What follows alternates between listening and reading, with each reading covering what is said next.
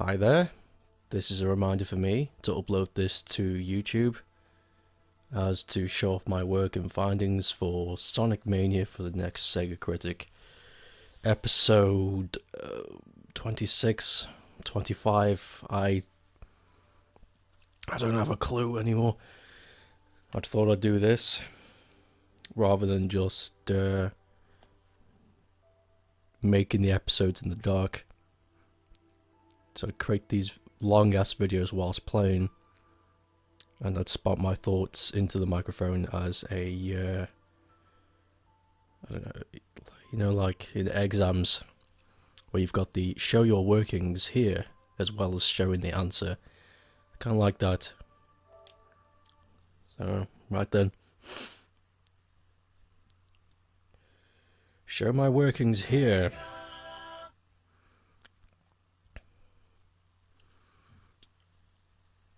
Right then, I better get thinking. There's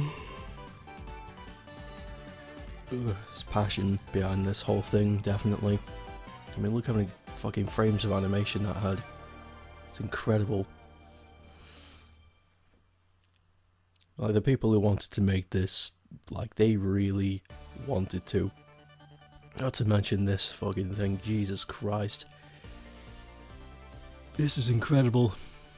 I think I remember hearing correctly, this took either 9 or 6 months to make. Like just this animation alone that took... Holy crap, that's incredible. And you can tell as well by everything you'll have seen that they put a hell of a lot of passion into what they did. Like they knew what they were doing. They knew what the character was about. They knew what made him special. There's a hell of a lot of bounce in his movement, if you notice. Because he's a ball. He's a bouncy little ball. Did you see here, bounce, stretch out. And you've got Tails who floats down nicely because that's what he is. He's a floaty fly character. And Knuckles just thuds down. Because that's what he is, he's a heavy. He's tough. Because unlike Sonic, he doesn't chuckle. Okay. Yep. Excuse me, I've just woken up. Oh, I've got no time to prep. Okay, extras. Blue spheres. Original and Mania. It's nice that they included blue spheres, but they've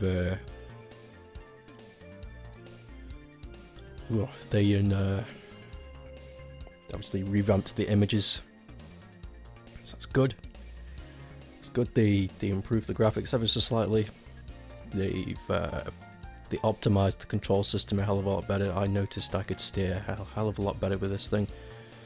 And they introduced some of their own, so that's a neat thing. They introduced a bean machine, or Puyo, which is a neat thing. It's just a nice little homage, and you can play against another player or the CPU, which is also a nice thing. A nice little throwback. Got the DA Garden, which is just like a sound test, or not sound test, excuse me, where you can listen to the music of the game, which is nice, and star credits, of course. Those little gold symbols you see on the bottom right, they are what you need to unlock all of this.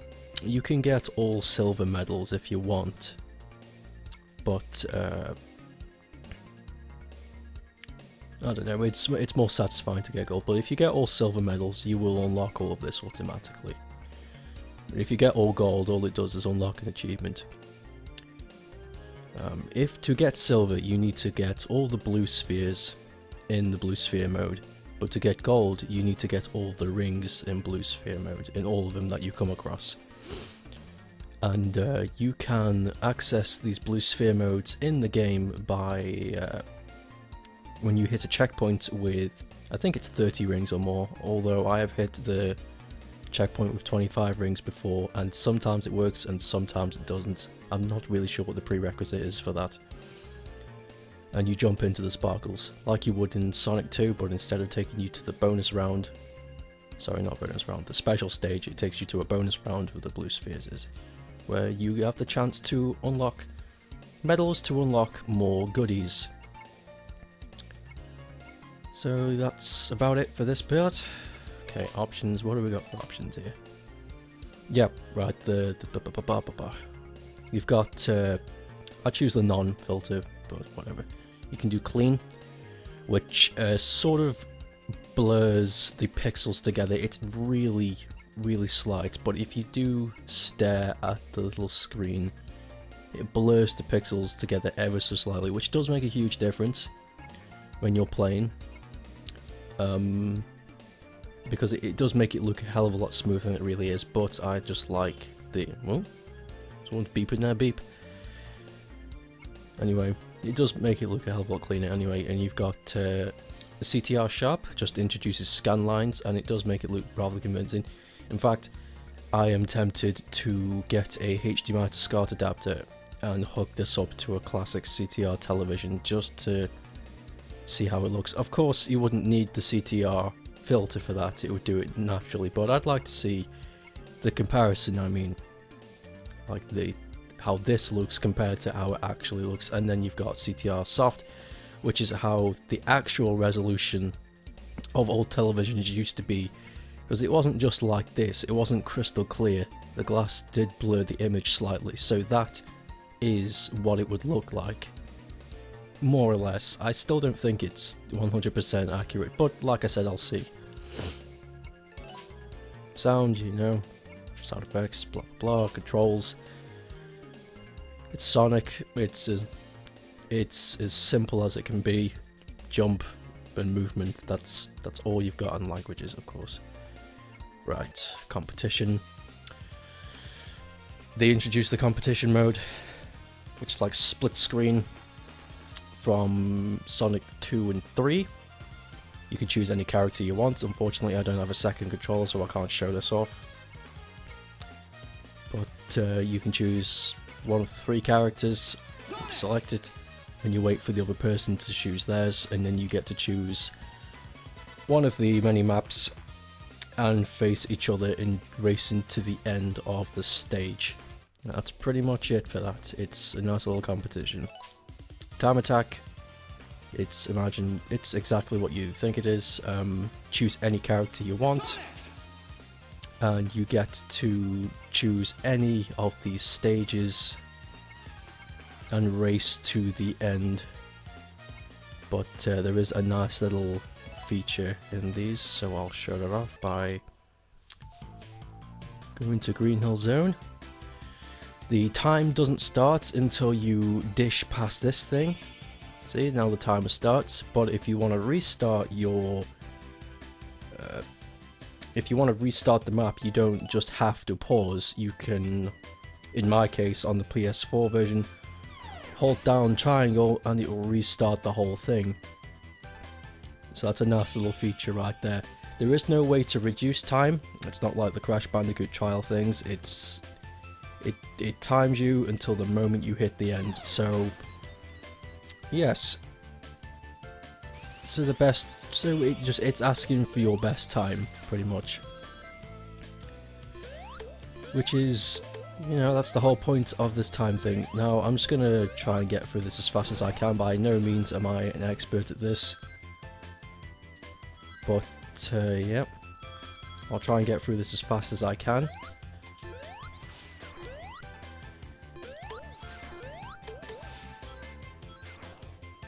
Whoa. A little glitch there. That's neat.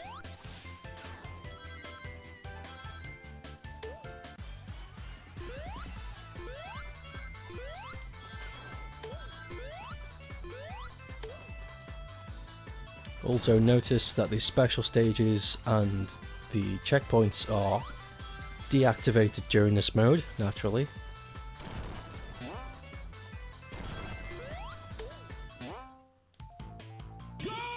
And then when you hit the end, the announcer shouts "Goal!" right in your face.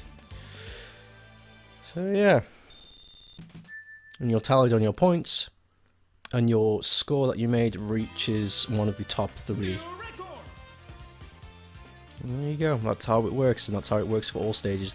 You don't get anything by doing all of the time attacks. You don't get an achievement or a special goodie by doing all of this. It is literally just fun, and it tallies the times.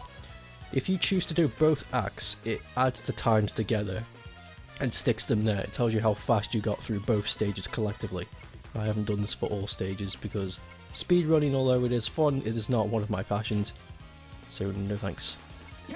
Yeah, and it resets the times, so it doesn't tell you the times for Sonic whilst you're doing Tails, because obviously one character is faster than the other with different benefits.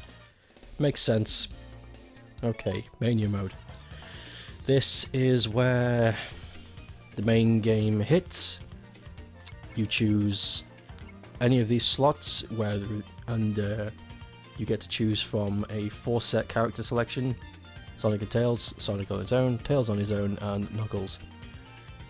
And when you start the game, it does a cutscene, blah blah blah. We will do that for the sake of this this video. But when you do clear the game, whether or not you did get all the Chaos Emeralds or not, you can hover over any of these cleared sections and hit up or down, and you can start from any stage that you like. Or not any stage. From the start of any zone that you like. So that's a neat thing. Let me see now. What have I missed? Okay, yeah. There is a no save option, just for the sake of you just messing around, which is what we'll be choosing because whatever. If you hit triangle, once you've beaten the game, you get a bunch of things to mess around with. There's debug mode, which is exactly like the old debug mode of the nowadays.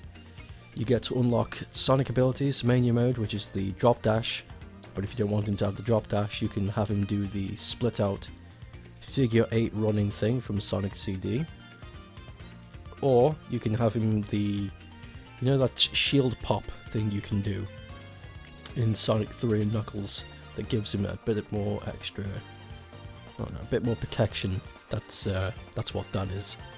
And the Knuckle mode, which instead of Tails you can have Knuckles as your partner, and this still works even if you choose Knuckles, so you can have 2 Knuckles on the screen at the same time. So we won't be selecting any of that. Right, have I missed anything before I can actually get into the game and start reviewing my thoughts? I don't think I have. Yeah, I mentioned you can still do this thing without the Chaos Emeralds, blah blah blah. Right. Nope. No, I think I'm good. Okay. We will start this thing. Cutscene's really nice. It starts show off like Sonic and Knuckles did, except you're not Supersonic. The sprites are really animated. Not like they used to be, like the frames on them are terrific. Gotta tell you, this confused me the first time I saw this, and then I read the story description, which only a select few people got, in the manual. However, there is an online manual for you to read, but that wasn't made clear to me immediately. So yeah, we will read the story later for the sake of understanding what the hell is going on here. I mean, I already know vaguely, but just in case. But yeah, I thought that was pretty neat. I like the heavies got transformed thanks to that ruby or whatever the crap it is, and they look terrific. Gotta mention how smooth everything looks. The animations are great. Even the flowers, when they're turning, they have like a bit of a bounce to them. Like it's not just a simple they move up and down like they used to. They've got like a bit of a twang to them. It's just like you don't... The thing is that blows me away is the amount of attention they've added. Like, you're going to be blasting through all of this, and yet they still added it. That's how much they care. That's how much they cared when they made this. Okay. So I got 46 rings, so I'm allowed to do a bonus. I'll try and finish this. Let's see. This should be okay. So like I said, if you get all the blue spheres, you get a silver medal. However, if you do what I just did there, where you wrap around a squarelet or a rectangulet of blue spheres, they turn them into rings. And that's how you get the rings. If you collect all the rings, you get a gold medal. It's that simple. These stages do speed up the longer you stay in them. It creates a edge of difficulty. However, if you concentrate and get enough practice in, you will be able to finish these just fine. I did struggle the first few times, but mainly because I was out of practice, and some of these are new, like brand spanking new. They're not just brought back from Sonic 3. They are brand spanking new, my friend. So you notice the speed up there. So it's because I'm spending a bit too much time here. The longer you spend in the special stage, the faster it will get. That is a guarantee.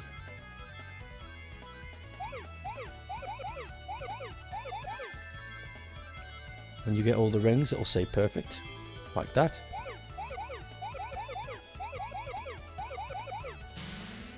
When it says perfect, you're guaranteed a gold medal once you get all the blue spheres. If you don't get a perfect, it turns into a silver medal. It's that simple. The drop dash is incredibly useful. If you feel as though you don't have time to kneel down and do a spin dash, you can just hop in the air, hold down the jump button, and you will rev up in the air. You get this indication of a rev up, and Sonic turns into a solid blue sphere for a moment before hitting that rev. There's a nice little indication of that you accomplished that.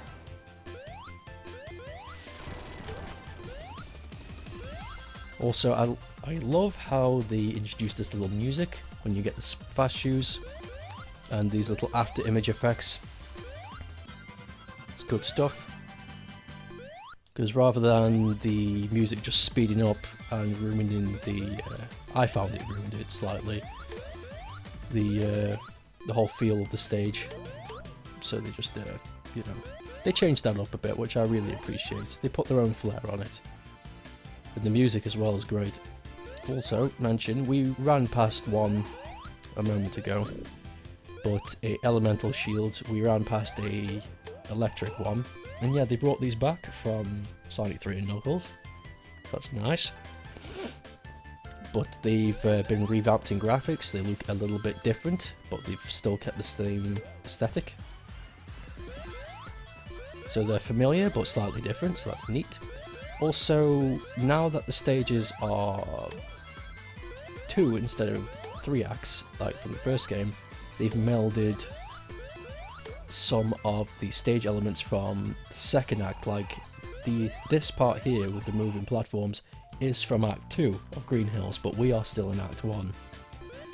So that's a nice little thing. To make these stages seem a lot bigger than they really are, they've spliced together a few parts and also added some new areas too.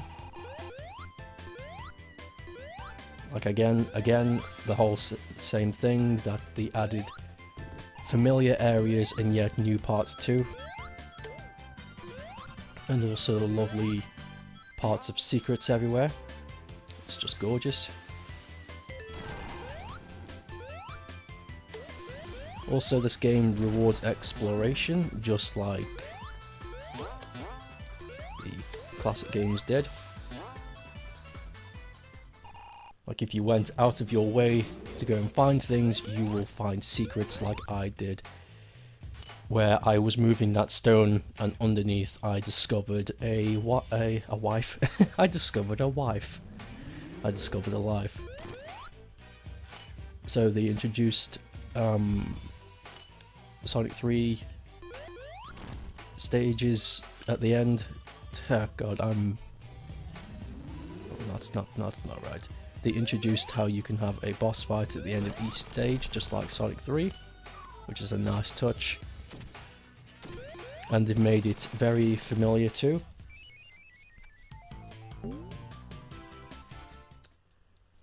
Not to mention, you the signpost can dig up bonuses. We won't be getting that because the fire shield is needed. Well, not needed, but it's preferred over that one. Anyway, yeah, as I was saying, the bosses are familiar because that reminded me, I don't know about you, about the Wrecking Ball boss of Sonic 1. And this is awfully like the start of Act 3 of Green Hills. You jump in the tree. It's perfect. They've recreated, again, they've recreated loads of areas that are familiar, but at the same time new.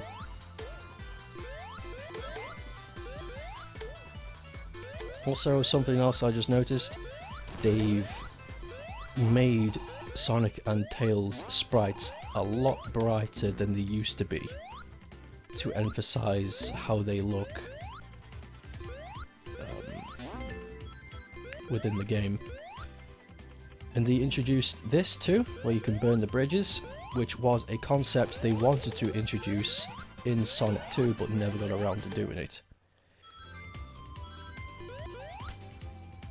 That part there is interesting, because if you were Knuckles and you did that, you would blast through the wall, so they introduced paths that only a few characters can take, depending on their play types.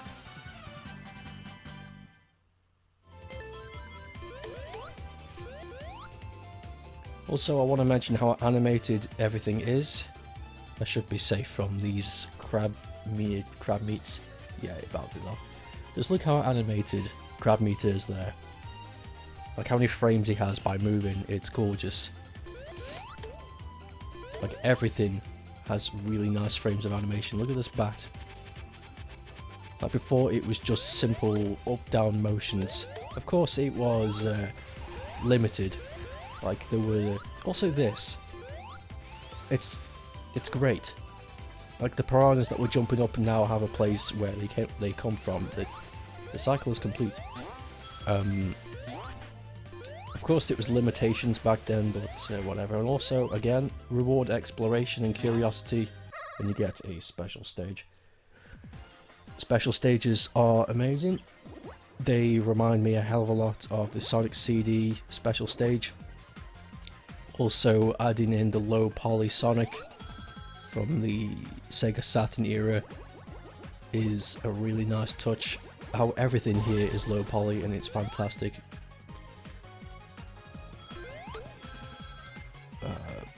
The aim of the game here is to catch the UFO, and you do that by collecting these blue spheres.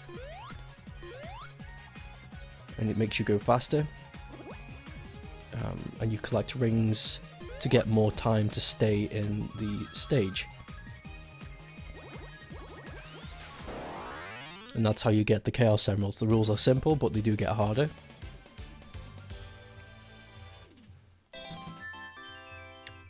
What was I going to mention before?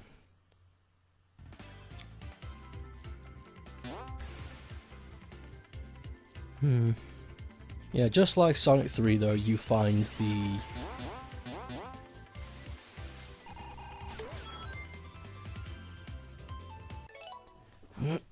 hold on.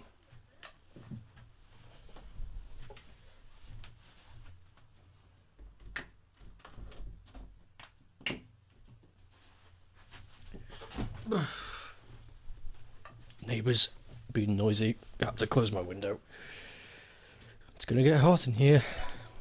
I forgot what I was talking about. Great. It'll come back to me eventually. Oop.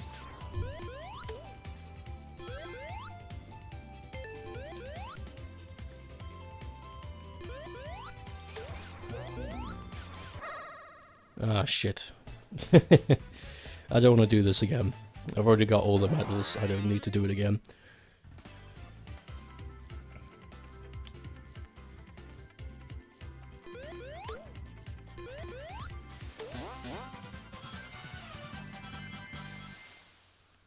Okay, that's perfect.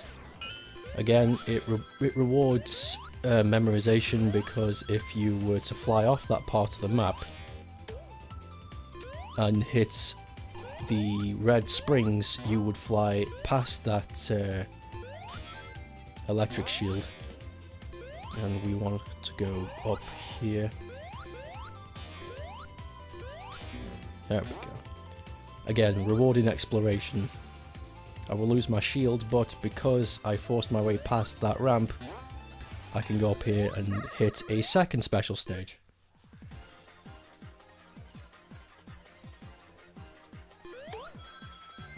The music as well is just terrific. The people behind the soundtrack knew exactly what they were doing, they knew what feel they had to accomplish. It really is mind-blowing how much work was put into this in such a short space of time that they were given for this. It really is amazing. I can't give props enough. It is incredibly it is so impressive.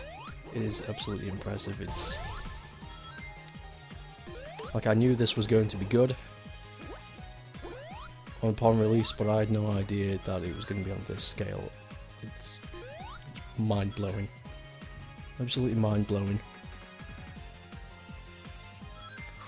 Also, unlike Sonic R, which is the reference it's taken from this, I suppose, if you hold down the trigger buttons, you will not steer or drift a hell of a lot better.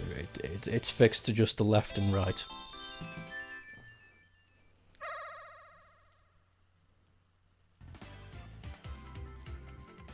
I cannot get over how much animation's been put into all of this. It's so good.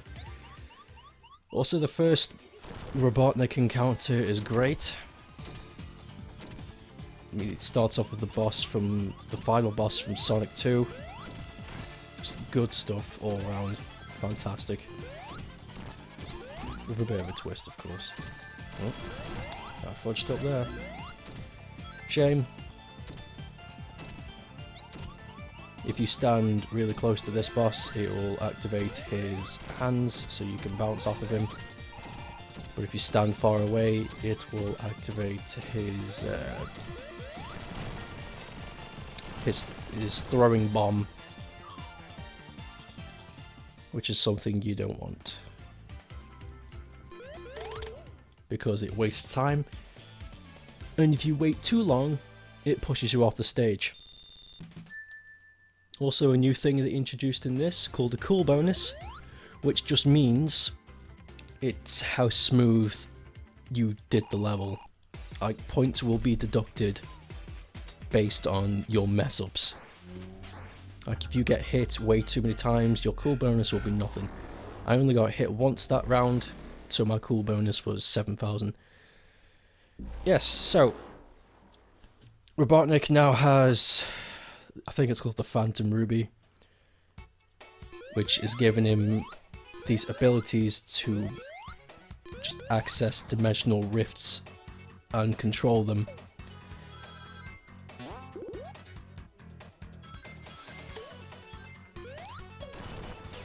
Which is exactly what he's doing. Again, I can't stress it enough, rewarding exploration. Like, I did not know this would lead me towards a special stage by going left. But again, lo and behold, there's plenty of replayability in this game. It gives you so much. If you are skilled enough, I have seen it on the Twitter, you are able to get Supersonic by the end of Green Hill, if you know where all the rings are. I don't. I only know where a few of them are. But still, it's such a nice thing. Again, it rewards exploration. If you know what you're doing and you've explored and memorized the levels, which is how Sonic levels used to be and what they rewarded you for, you get the ultimate reward right at the start. It's great.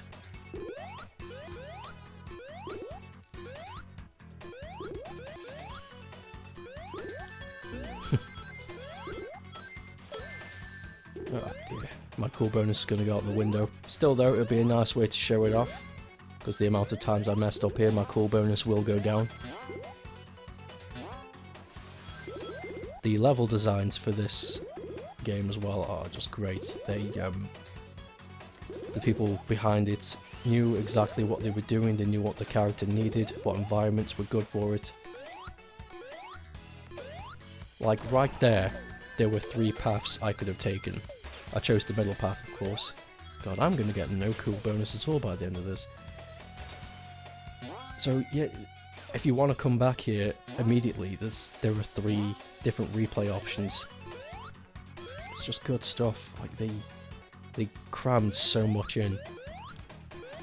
It's truly amazing.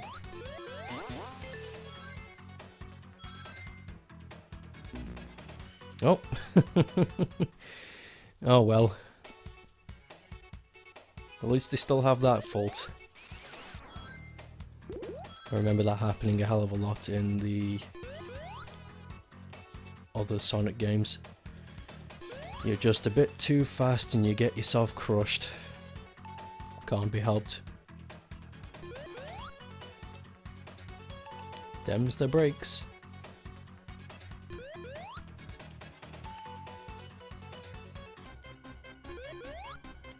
Of course, again, it's tapping on nostalgia for those who have it. I mean, for people who are new to Sonic and this may be their first game, it won't be nostalgic for them, but it still introduces an iconic moment where that passage fills up with the pink liquid, and you will more or less hear the drowning music.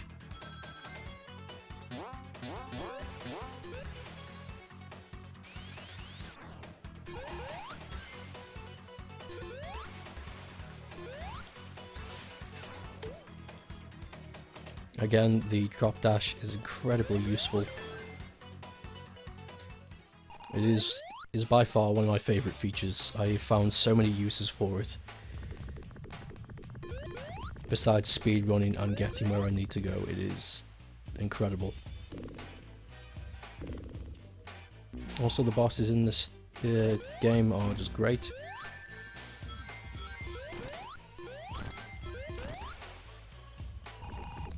I thought this was a neat thing because they introduced the mechanic of the second act whilst you're fighting this first act boss with this blue goo at the bottom. Also, I want to mention here, this little animation at the end where Sonic jumps into the air, that was going to be added in the original Sonic. When you clear the end stage, he jumps into the air like a little animation, like a victory pose. That was going to be in the original game, but yeah, well, they added this in this one. I love this idea of the different goo giving you different elevations. It's great. There's so much, oh, there's just so much thought that's been put into all of this. Everything is beautiful. It's all beautiful. All of these different stages, modes, they really knew what to make a fun game out of it. Also this. Gorgeous. Gorgeous. Just terrific. I also enjoy how they've put enemies from different stages of the previous games that fit more into the environment of these stages. Like, if we come across another one, I will explain what I mean.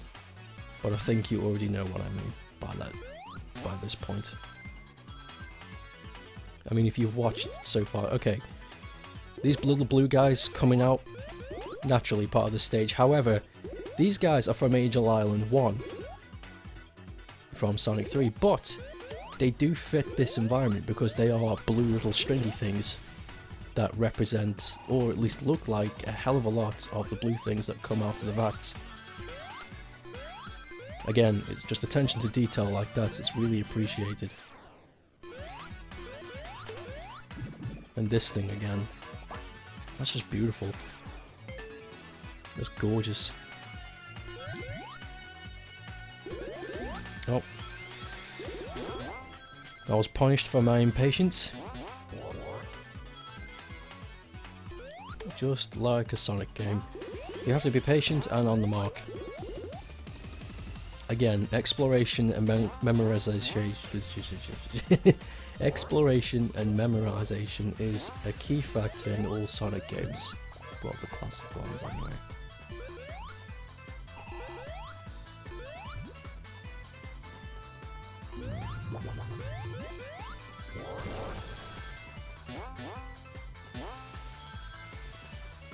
I just love how Chemical Plant Zone. Oh, might be. I just love how Chemical Plant Zone is more or less a roller coaster. It's fantastic. You just get sprung around, and I love that. It's great stuff. Again, exploration. If you chose to investigate the stairs you bumped up and just keep going left and following the mysterious staircases, you will come across another one of these.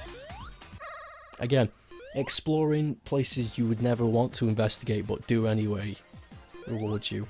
Again, exploration is rewarded, and I love that.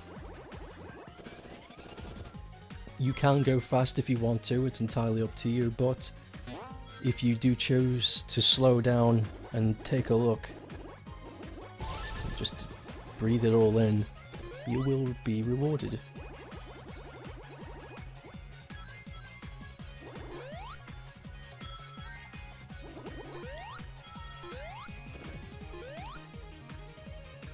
Some of these spades, fucking hell, these stages will get harder. They will become a lot more twisty and windy-twiny. Some parts will require you to keep coming back and replaying them.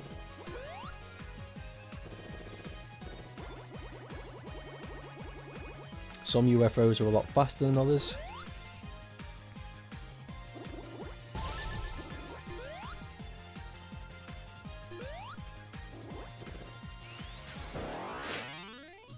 And you can fail the stage.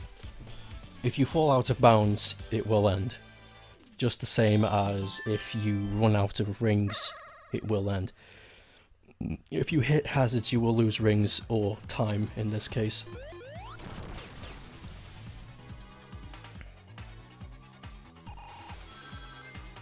Again, I just love how this whole game is like a roller coaster. It's just great.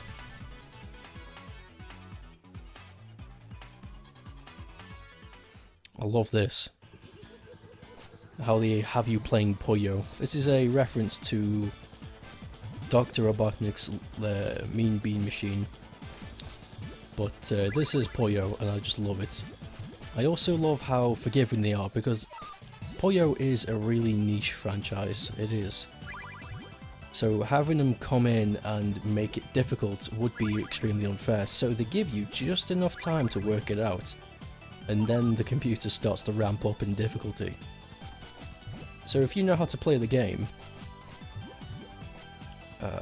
you will be able to beat Dr. Robotnik before the difficulty increases. But if you choose to wait a bit longer, then yeah, it will increase.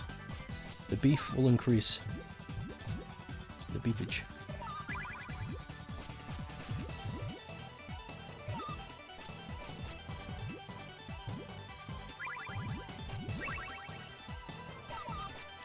Not much more to say. What you see is what you get with Puyo. Match 4 of the same colour together, and sometimes you can chain them. And the... You know, I'm not reviewing Puyo here. Don't need to talk about it.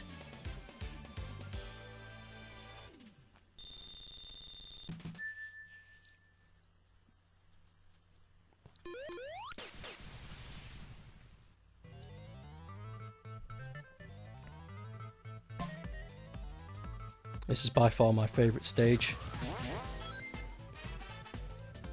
It's incredible.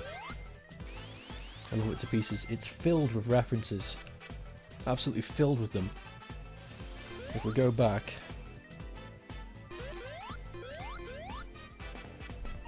Pinkbot. Streets of Rage. Also, these little UFO thingies inside the streetlights.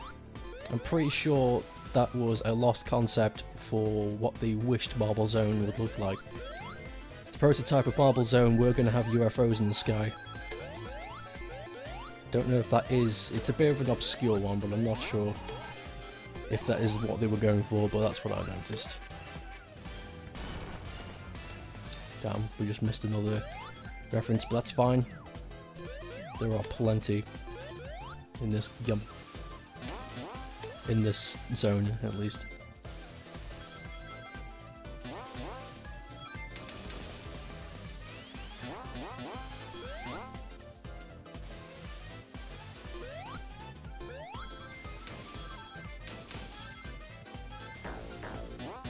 To be this good takes ages.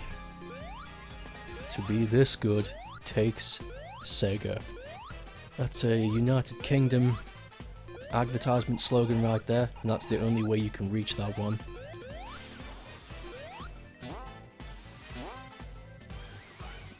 There are others later on. Also the Hornet bus that transports you through the... Oh. We'll come across another one of these televisions, but yeah, the Hornet bus was a reference to the Daytona USA franchise, because the cars, the vehicles had the words Hornet on, because that's the kind of car they were. Also the television that I broke out of in that moment. It was difficult to tell because the television was in debris, but the television had the Game Gear logos on them. So when we come across another one that isn't destroyed, we will look at it.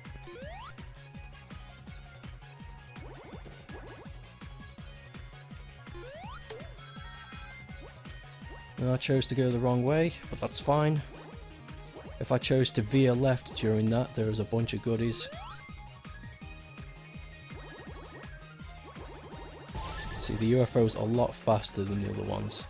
I'm slowing down quite a bit, so it's got quite a few... It's got quite a distance on me, which is totally okay. We will catch up. And I need to start collecting rings because my time is starting to suffer.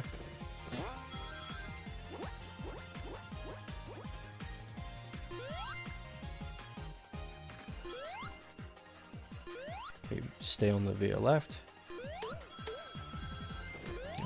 I missed the blue sphere, but we do have a lot of rings now, so that's good. I don't have to worry about time too much.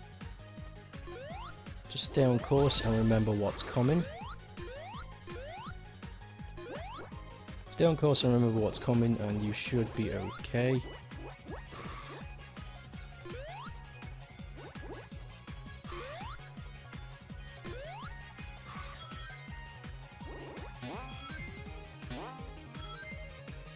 It's important to collect rings on the way, you don't want to run out of time.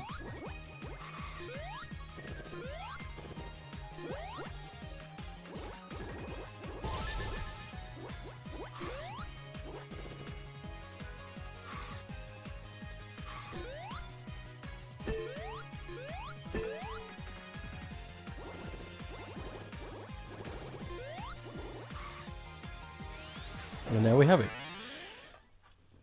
Also, if you are Mach 3 in speed already and get enough boost, you will be given a bonus in more score, which is good. So you won't go Mach 4, you can't go any faster than 3, but that's good.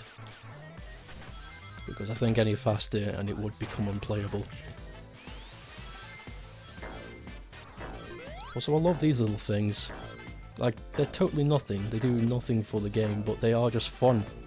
Which is good, I like that. I like how they added it because it was fun.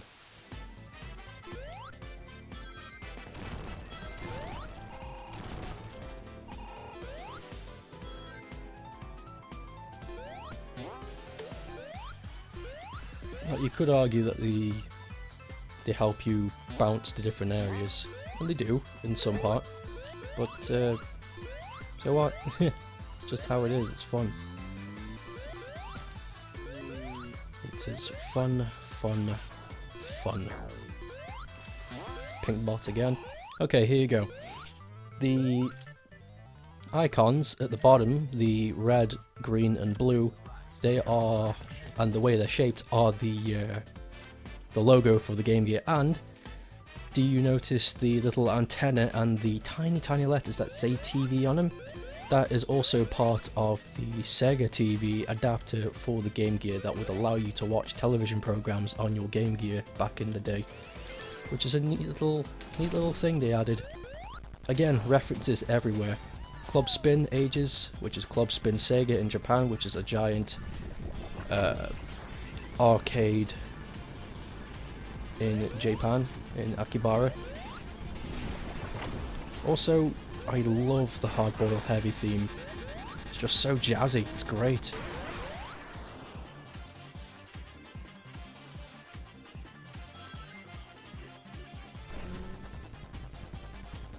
And I love stuff like this, like this boss takes place on the move. It's almost like you're on the run from him. It's fantastic. I love the feel.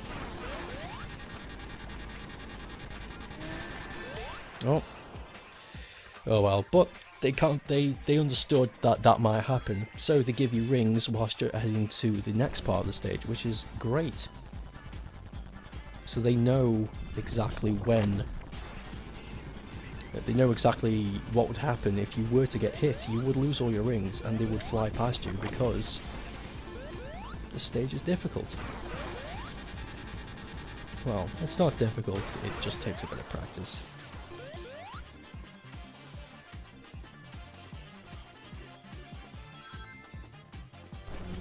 Everything in this game takes practice.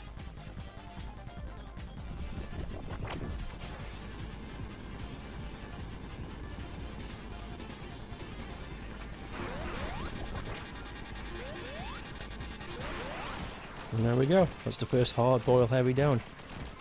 I want an introduction. And I love that. That is a direct reference to the Master System Sonics, because in the Master System Sonics, the finishing post would just be sitting there. If you ran past it, it would jump into the air. I think that was really nice. Like they got a little nod to the 8-bit Sonics in this, which is really appreciated. There's not a lot of love goes to those.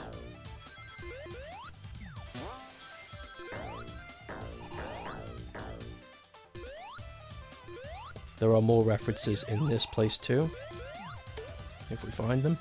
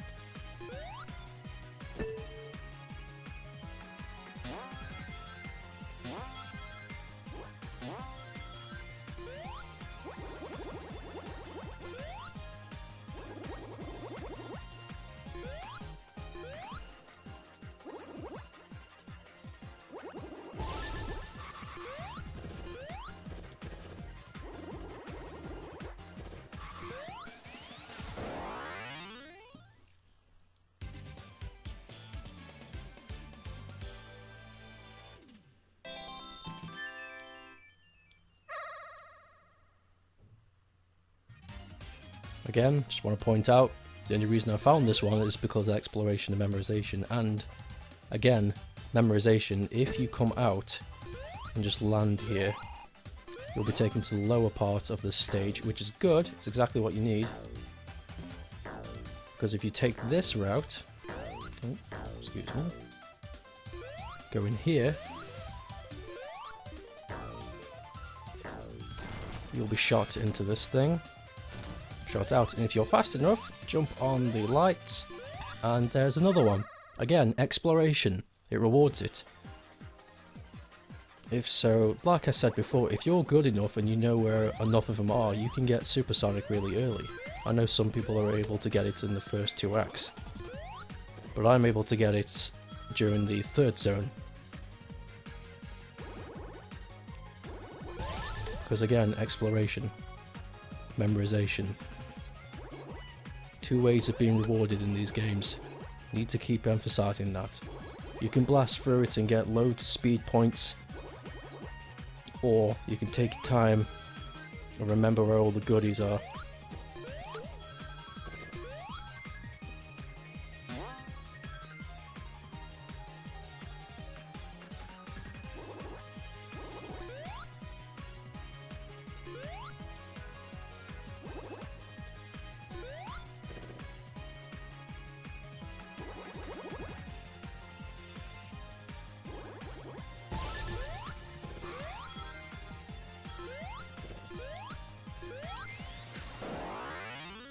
And there you have it. That's all the Chaos Emeralds. And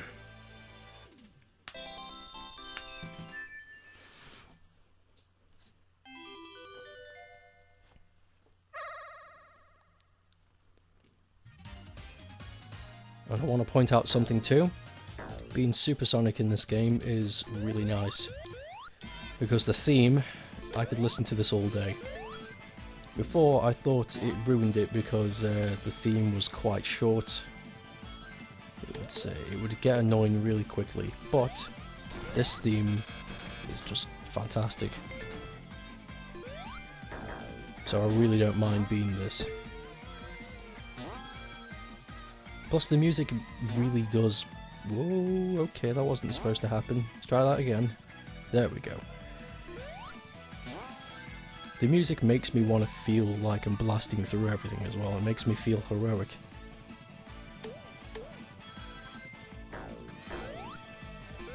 It makes me want to just through it all because of how the music is. It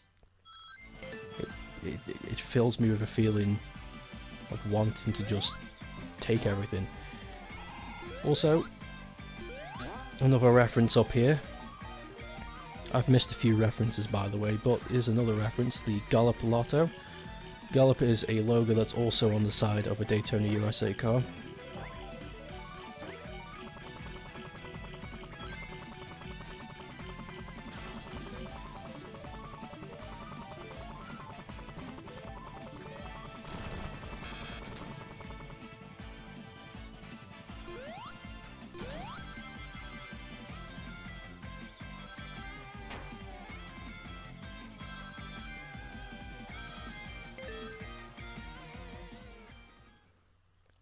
Got a big old SEGA TV with Egg TV. This boss is pretty neat, I thought it was quite creative. Too bad we won't get to see it. But the chicken, the weather chicken from Mushroom Hill, would tell you what the weather's going to be. And if it was thunder, then thunderclouds would come out of nowhere and try and sap you. If it was wind, then it would blast you into the ceiling where the spikes are. However, those 2 poles on the left and right would stop you from flying up if you were fast enough. And sunshine, the lights would turn on and cook you alive unless you were standing underneath a Robotnik's airship. And it would rinse and repeat.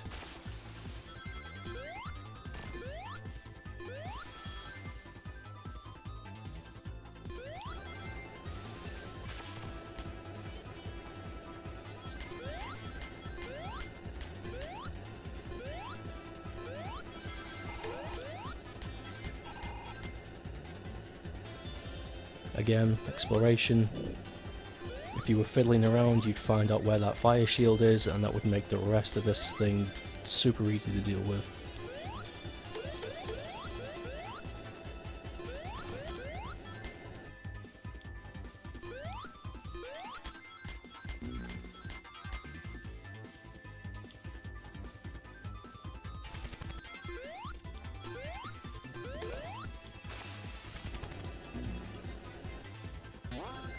Also, I want to point out that you can't go supersonic whilst you have a shield on you. But it's a nice insurance because now you can build up fuel for supersonic, and the next time you get hit, you can activate it. And I will have 87 seconds and more by the time I actually get hit.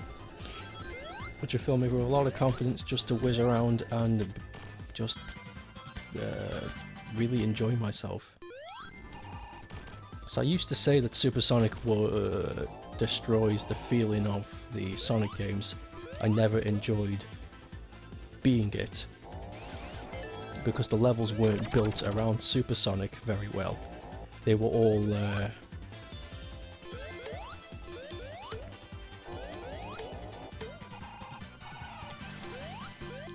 built around just regular Sonic, and supersonic would be too fast half of the time.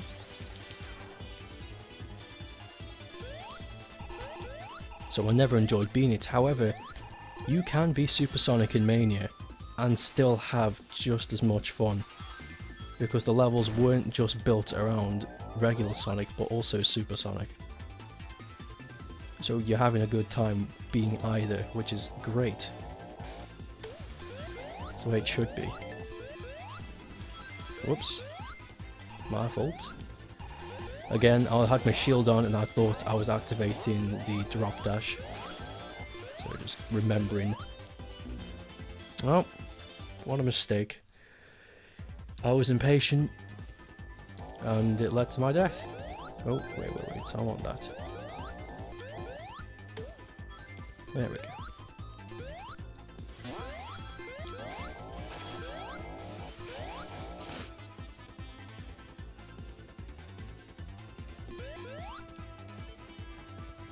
We don't want that, wait, sorry, we do want that, sorry. We do want that Zappy Shield. Because the ceiling interacts with it. I thought that was such a clever feature. And also again, exploration rewards. I get dropped down, and because I already have Supersonic, the giant rings act like 50 rings.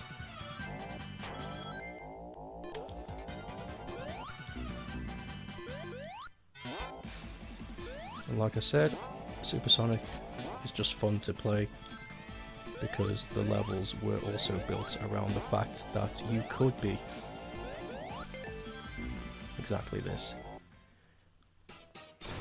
This is going to make every boss fight ridiculously easy to beat now, but that's fine.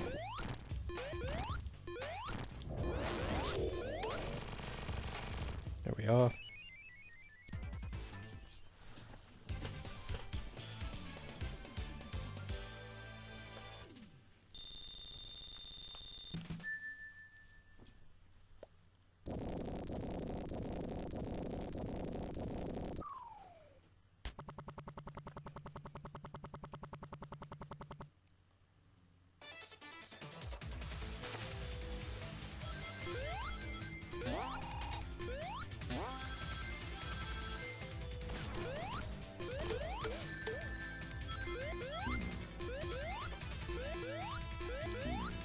You can fall through the garbage and you'll be taken to another location. Again, loads of paths to take. It's terrific. So glad we brought this aesthetic back. Aesthetic. My lazy mouth made it sound like something else.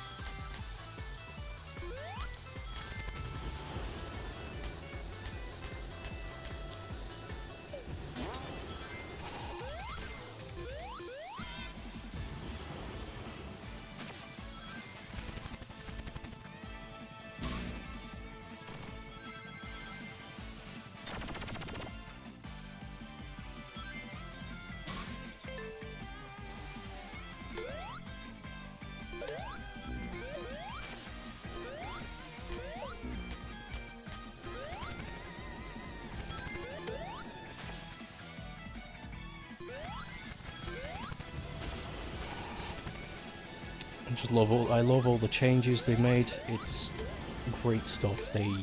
On this part you could go outside of the airship and there's just all this rain happening. It's great.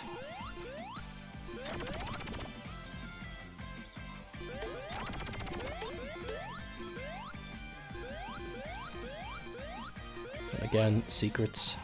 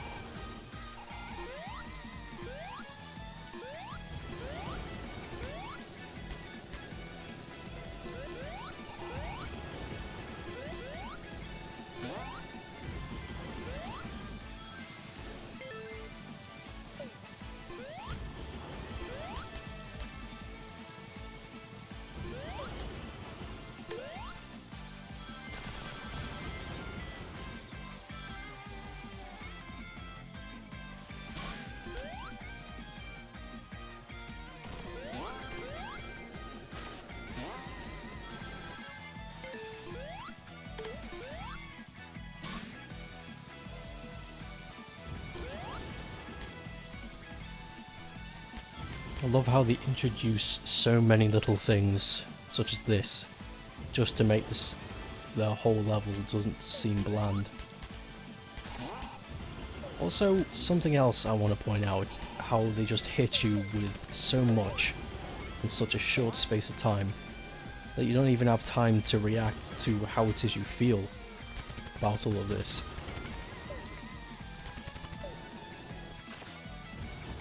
By the time you finish this game, you've forgotten what most of it is, and that would normally be a bad thing. However, because it was just enough for it to settle with you that you did enjoy this,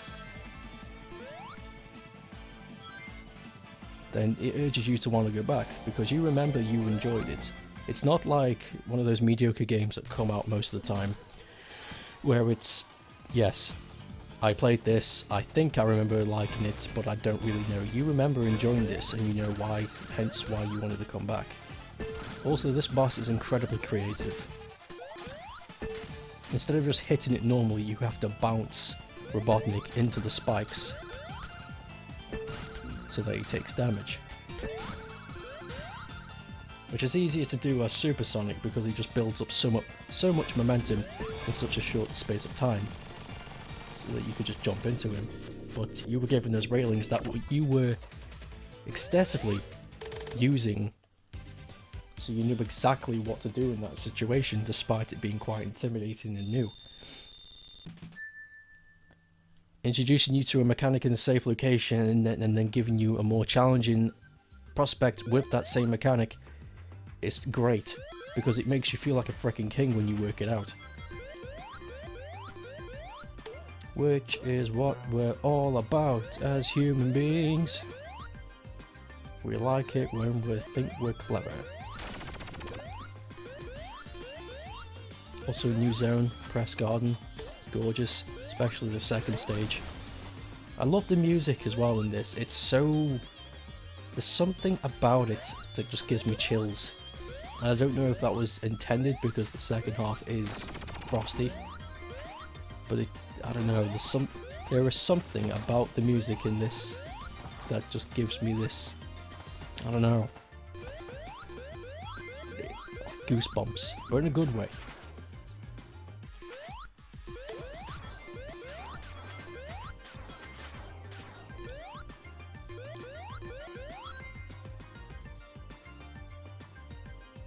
I like these Mega Man-esque fucking blocks that appear.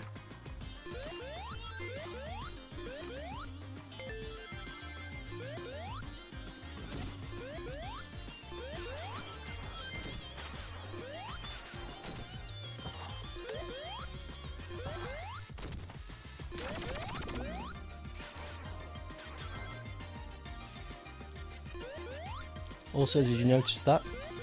There was a light bulb you could hit and that would activate a new location for you to visit, if you were quick enough. I wasn't, unfortunately, and fell. So that encourages you again to visit that location, because it's like, oh, that was something new. I mean, I will revisit this zone again and see where that takes me.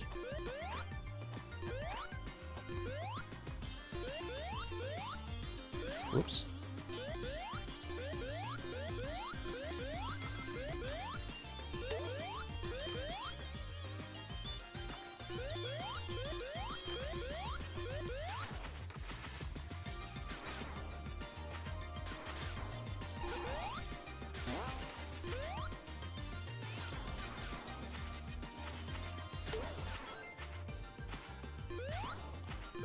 Oh well.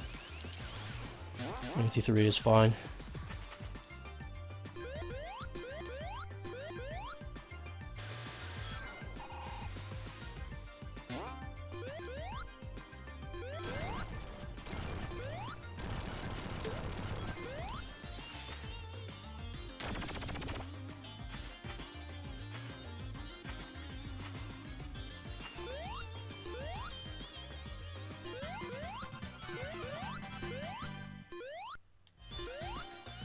I think something like this can only work once.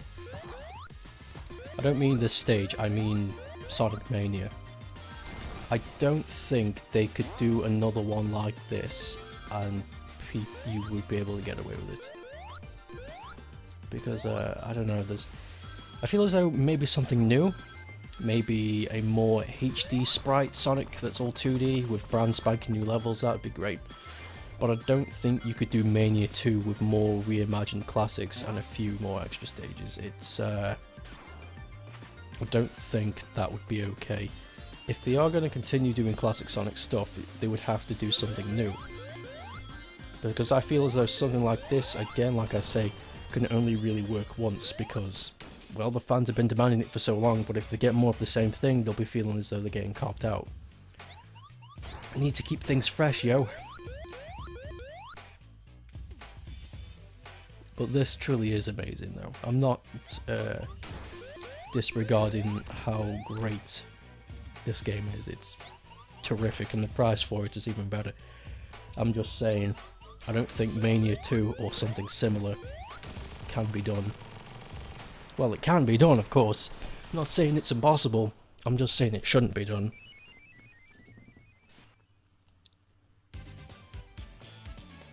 Like I said, something like this can only work once. Like Sonic Generations, they can't just keep making Generations games because then they're just piggybacking off their legacy. Which, you can only really do once in a certain way. Which is why it worked so well.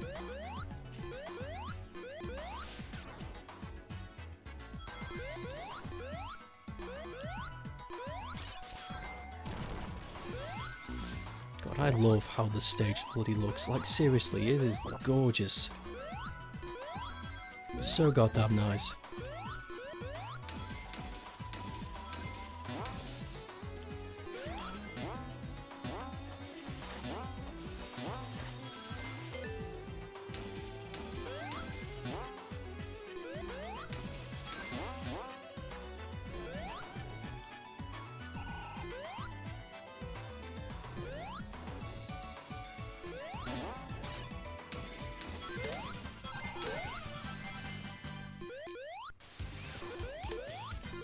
Again, reward exploration.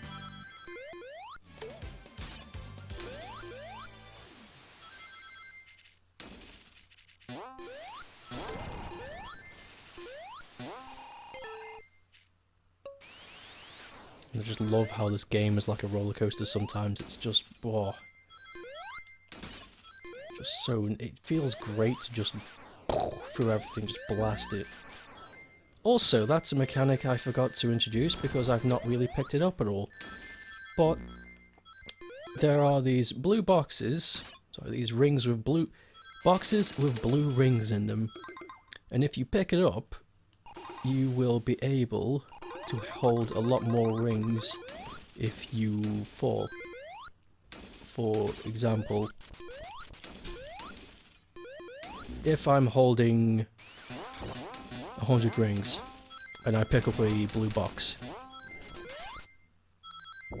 what would happen is the big rings would scatter.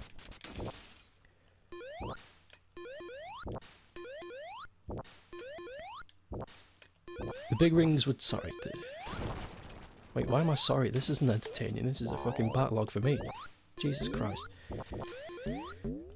The rings would scatter into increments of 4 or 8, depending on how many you have. So if I had 100 rings and I hit the blue, then 4 would drop and each one would be worth 25. Another hard-boiled heavy encounter. This one's quite clever. You can't just hit him directly because he'll slash you away with ice. However, you have to hit him whilst he is falling. But he does throw these stars at you from Necropolis Act 2. Act 2? Necropolis and Sonic 2. But the more times you hurt him, the more times he throws them.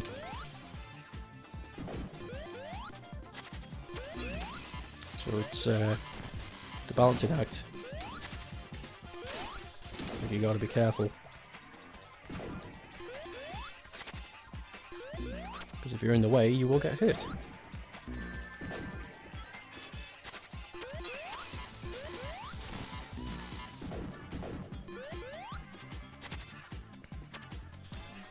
And then he keeps jumping away, which is annoying. Ah, I missed.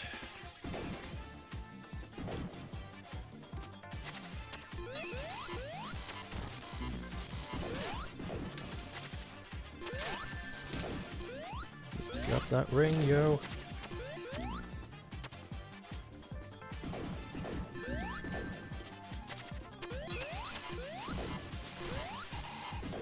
Oh, I may die. I have died. Great. My first death. Wait, no it's not. I got crushed. It's not my first death. Whoa, fuck me.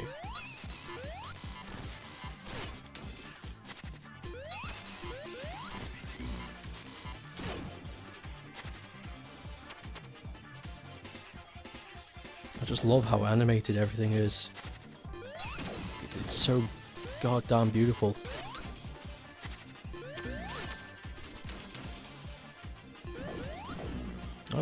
I'm fudging this up big time. I gotta concentrate. I don't normally have trouble with this one.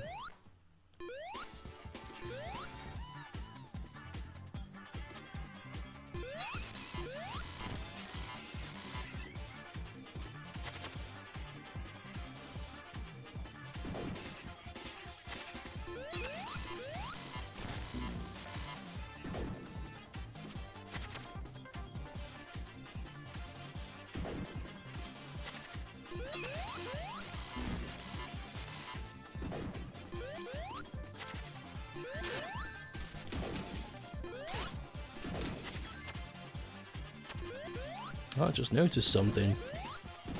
This boss fight is quite cheeky. And also that you can destroy the stars once they hit the floor. I did not know that. This makes this easier.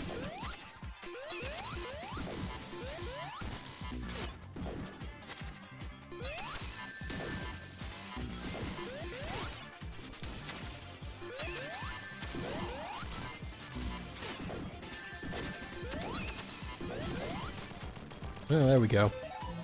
The more you know.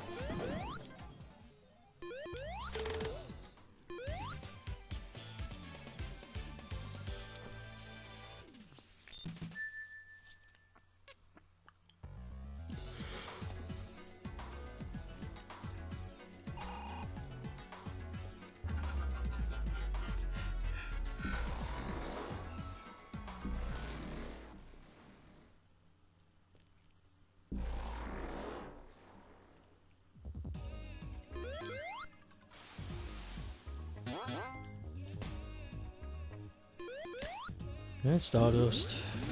I was going to say Stardust Valley, that's not right. Speedway.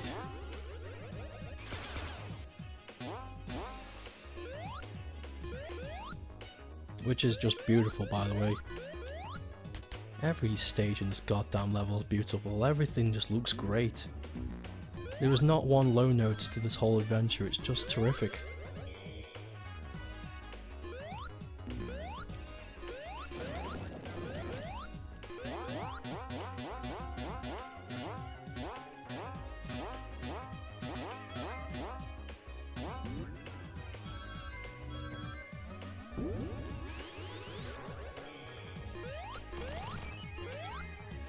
I also love these little references to Sonic CD they keep introducing.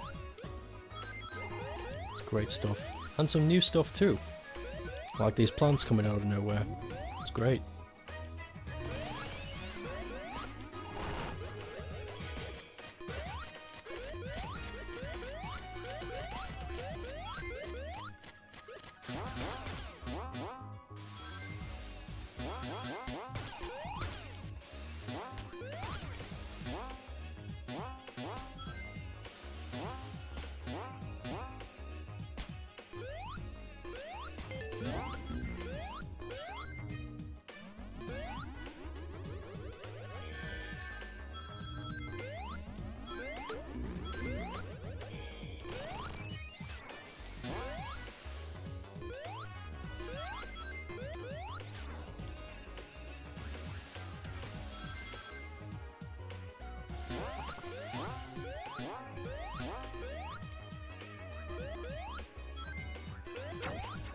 Also, I gotta mention how nice it is to control. Like, it feels like the older games, but I feel as though they've introduced a lot more. It feels like they've refined a lot of it. Like, a lot of it just feels so good. Like the momentum, the swing, the everything. The arcs, the weight. Just feels great to play. Like, I never get frustrated on the lack of control. If something happens, it's my bad. I never feel cheaped.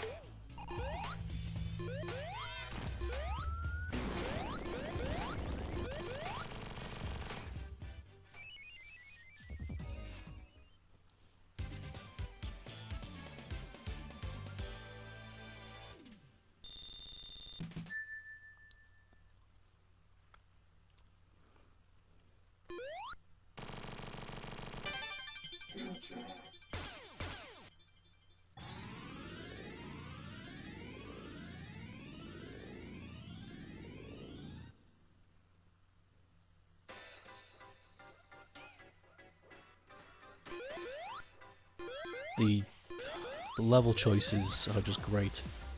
They, the people behind this knew exactly what they were goddamn doing.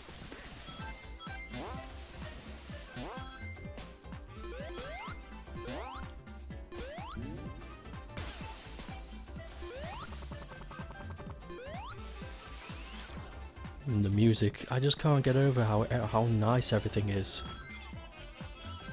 All of it is just so good.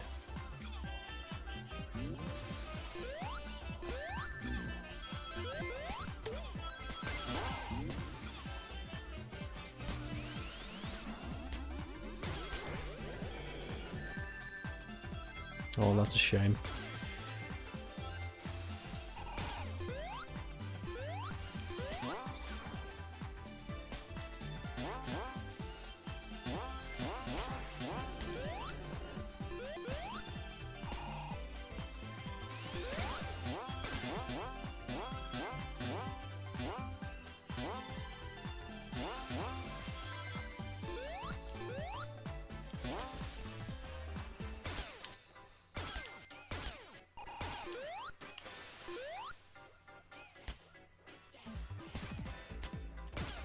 Also, a hint, a handy little hint.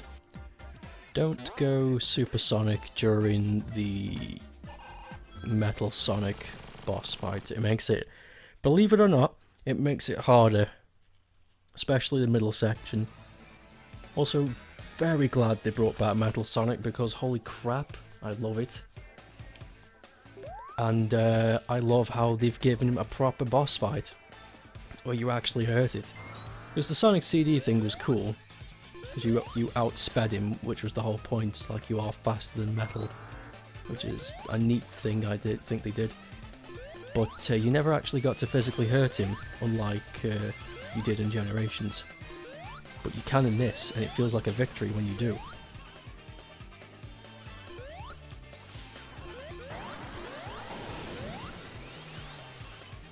Also, there is a reference here to another Master System Sonic. Sonic the Hedgehog 2 for the Master System. This Silver Sonic right here was the boss in Scrambled Egg Zone, was it? Yeah. And that's how you beat Metal in this area. I was lucky there, because you gotta...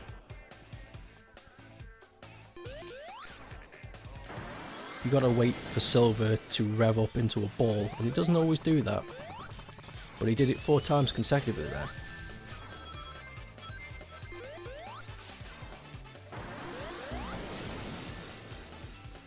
So good stuff.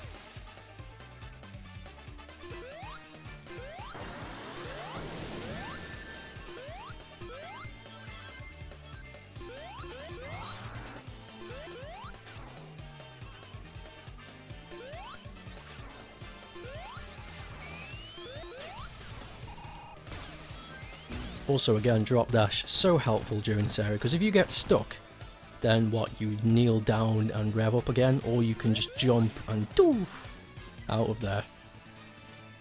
Whilst keeping the momentum up, it's great.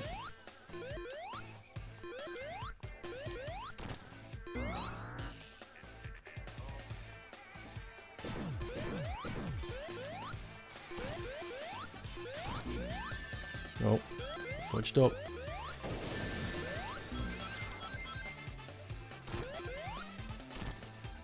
Thank God for invincibility frames.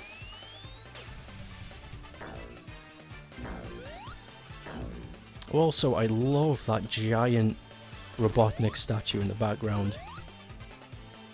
And it's not just there for looks either, that's where we're heading. But it's so massive it looks close, it ain't. It's just huge. It's gigantic. Yeah, and that's how you beat Metal Sonic. I really enjoyed that fight. It's like a 3-stage fighter. You run away from him, you destroy the little Silver Sonic machine, and then you just take him out. It's great.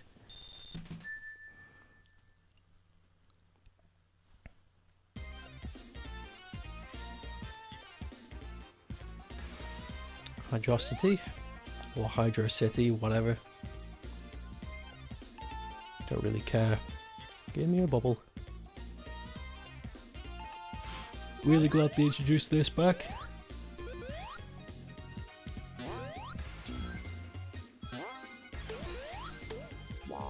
Eat this, makes it easier.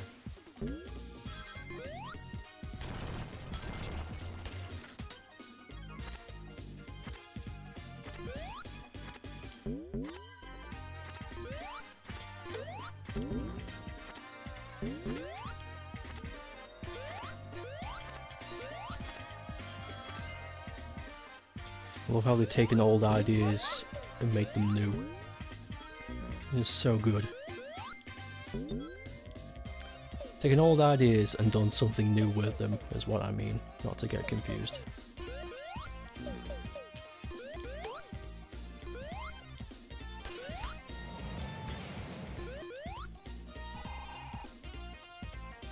Love this little boat.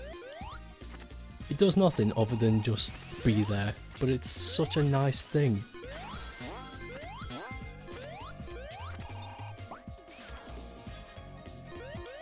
I wouldn't have it any other way.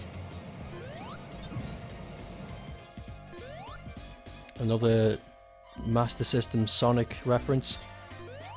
There's I think it was called Aqua Ruins. No, it wasn't. It was called something else, but I forget. But yeah, you could do this in the Master System Sonics. A lot of love to the 8-bit Sonics in this.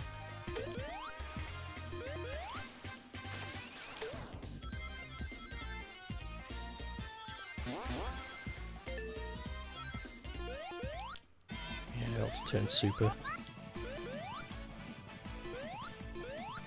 Just make trekking through all this slow-ass water a bit more bearable.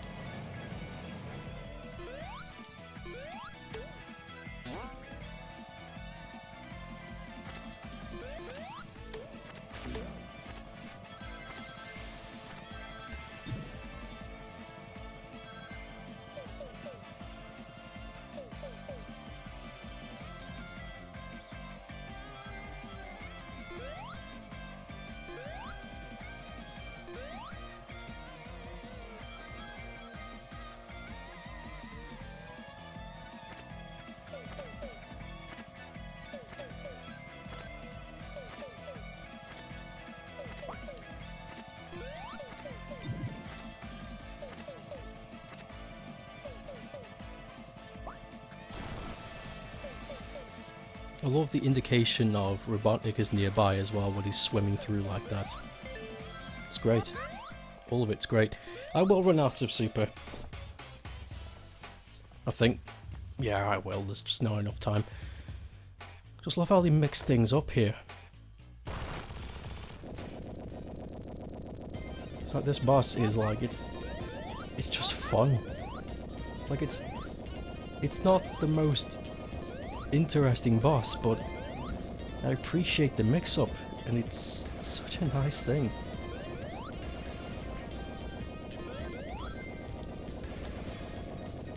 Thought was put into this. Thought and love.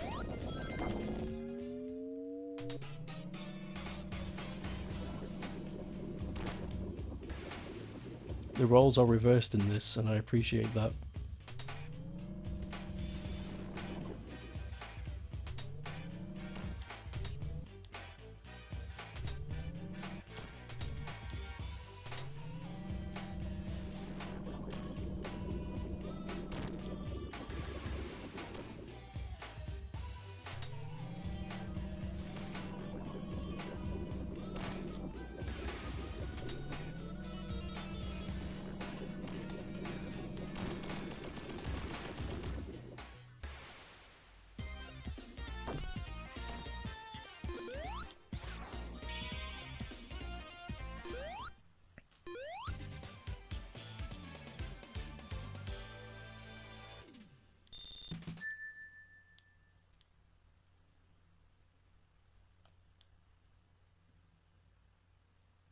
Oh.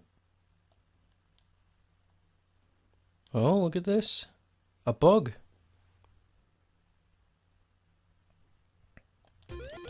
Oh, there we go, it fixed itself. I don't know how, I just mashed a bunch of buttons, but it fixed itself. Yeah, this game does have bugs in it. That's the second bug I encountered. The first one being, if you have a bubble shield, and if you slam down the moment Act 2 starts, the game crashes. And other people have tried it, and it hasn't really affected their game at all. That little bug, but It did with me. I don't have any video evidence, mind, but you have to take my word for it.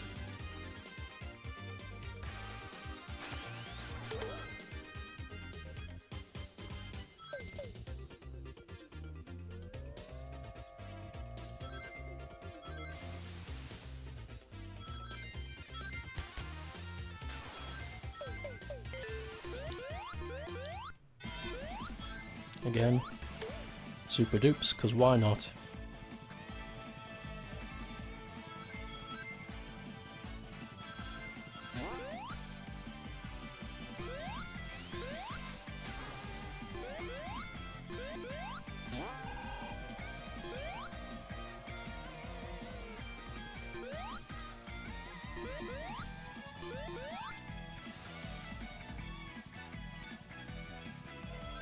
I think most of the things I've already said have been said during this. It's I really don't know what else to say.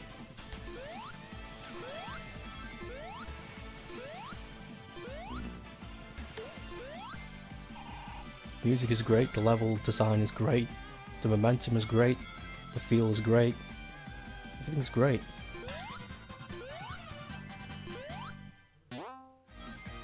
Everything just feels great and looks great.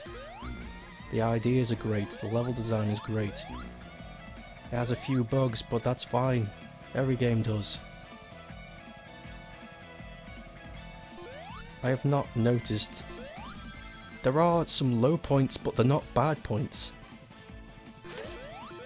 These low moments I talk about are moments where it slows down just a bit too much, or it's out of character, but these out of character moments have good reason.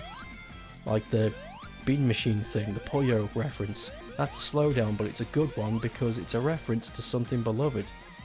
And just now, that boss where it mixes up the roles. You're in the ship, and Robotnik is getting sucked up. Role reversal. It slows down, but it's a good thing.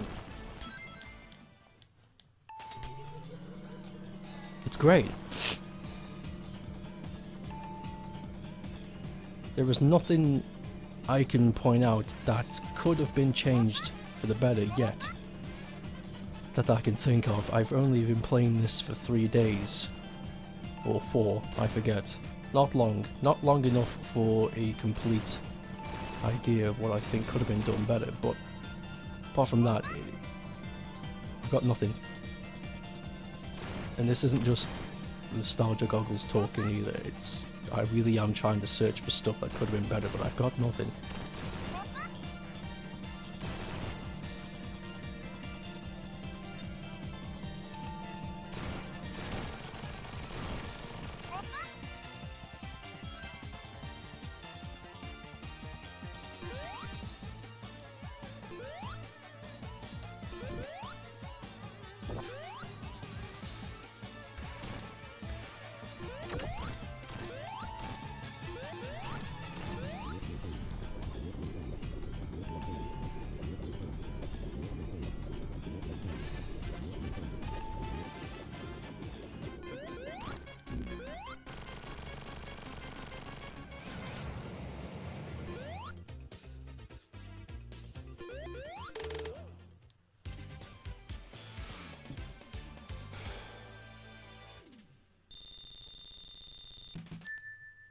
And I love how big this adventure is too. Like, it's freaking huge.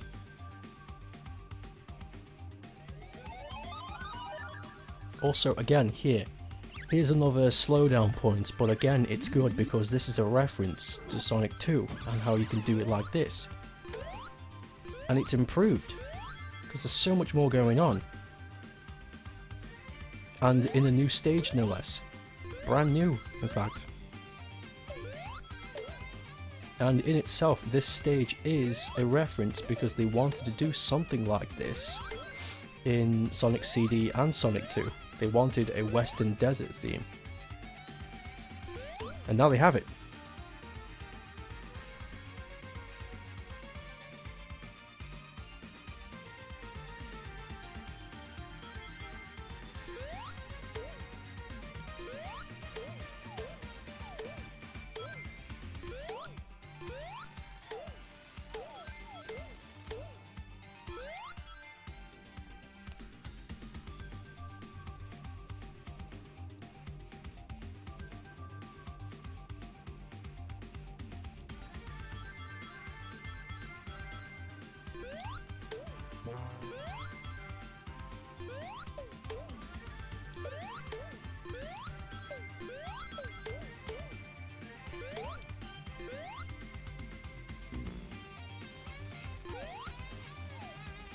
And I love how everything brights up as well. Like, it was dark at one point, I assume at sunrise, and now look how bright everything is. It's fantastic. Also, you don't want to go too fast on this. God, I love this as well, Robotnik's train, how the front looks like his face, and he's riding it there, honking the horn. And there is so much character in this game, it's just so lovely to look at. Fucking Christ, they nailed it.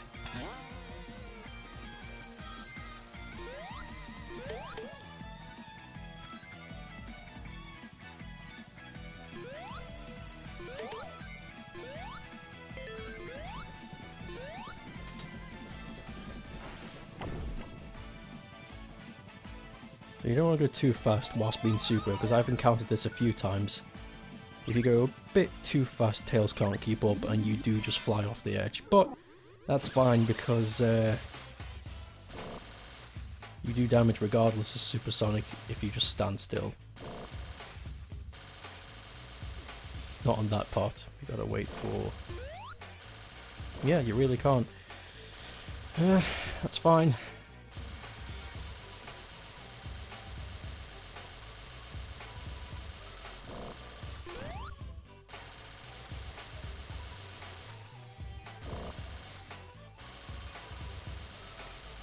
I hope I don't run out of rings before this fight ends. Also, I gotta mention, Tails gets the same line as you do, line of levels I mean, but if you play as Knuckles, he gets a different route, because if you noticed at the start of this, he gets flown off the plane. So you start Act 1 down there, on the ground. And also there's another section later on that Knuckles gets his own level in, which is just great. And you get to fight the Heavy King as Knuckles, because the Heavy King is trying to steal the Master Emerald from Knuckles.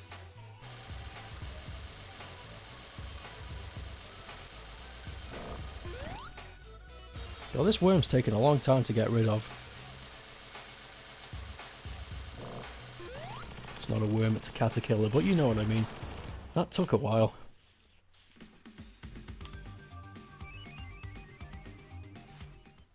Also, I love this bit, because it's like, oh, it's floating. Wait, what's it floating on? And then...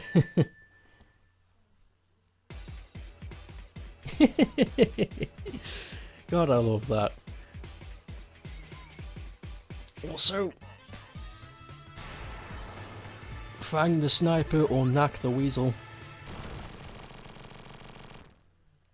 That's a shame, the plane's crashed. But yeah, there's more references here to Sonic Triple Trouble and Sonic the Fighters, because there are a few character references.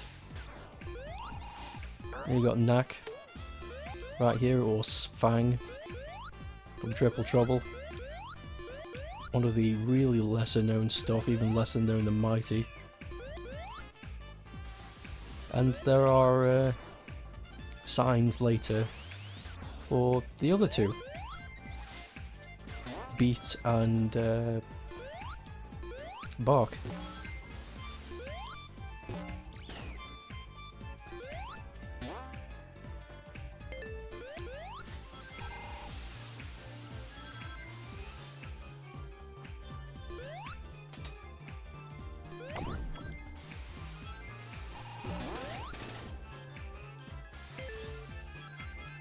See?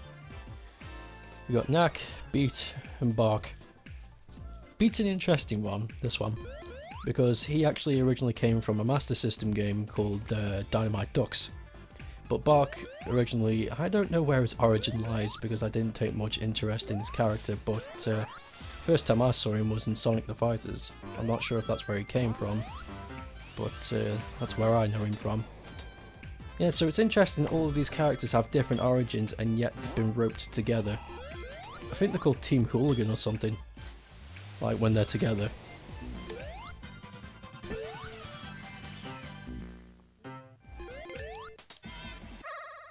Oh shit.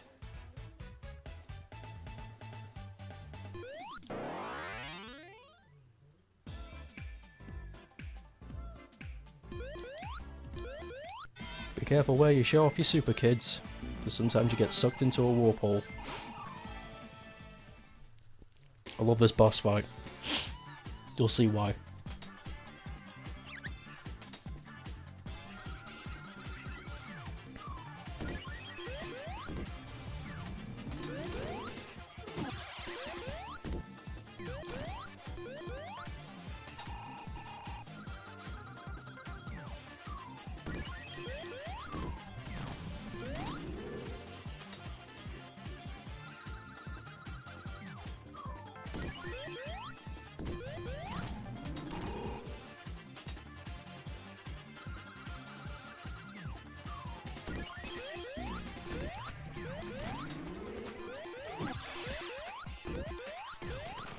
References out the ass.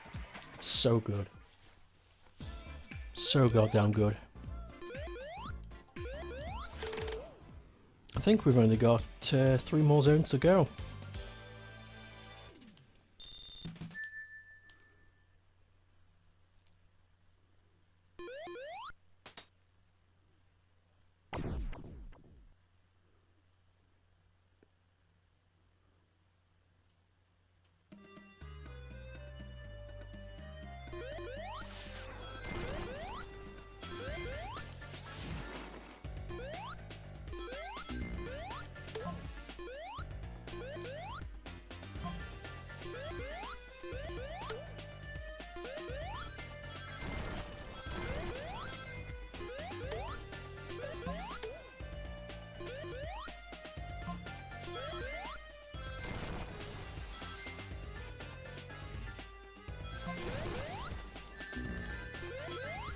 There they go. Because I picked up the box of the blue rings, the scattered rings turn into larger rings, which gives me more chance to collect more. Also, this shocked me in many ways. Number one, I really didn't think they would include Oil Ocean because not many people enjoy it. It's not one of the most popular stages. Yet, I was one of those people, so when I saw this I was very like, oh no. But they managed to make this zone enjoyable. Like, I love it now. I love the Mania version at least.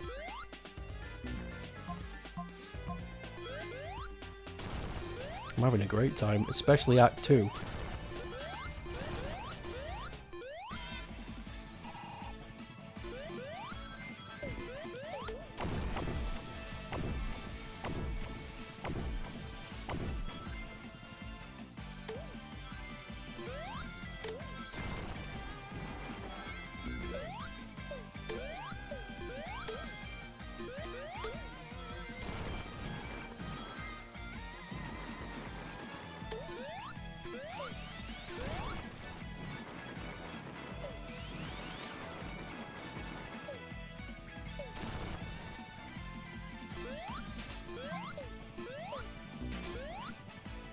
I was close. I would have died if I hadn't moved last second there. That would have been a bad moment.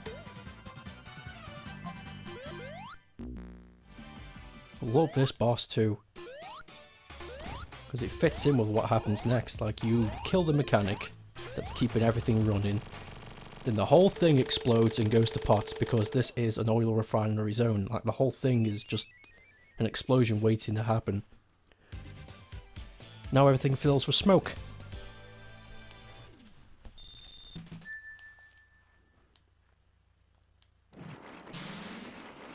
And they introduce that, which is from Sonic 3, but instead of it being ghosts in an Egyptian setting and it's darkness, it's like a what the fuck happened there? Did you see that? I'm gonna have to replay that. Yeah, Tails went a bit bonkers there. Jesus Christ. But, yeah, everything gets all smoky, so it's like you're hitting the refresh button on the air. It's great.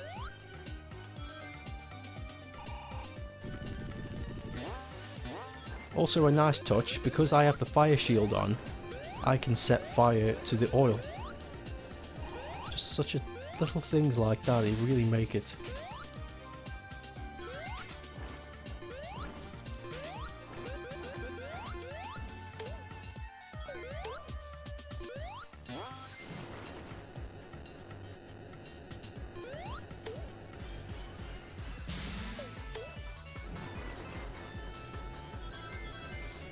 Doesn't this look cool though? Just flames everywhere you go.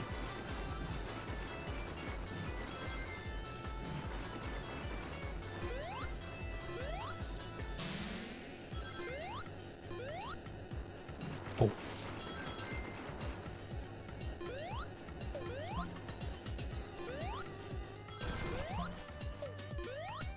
Oh.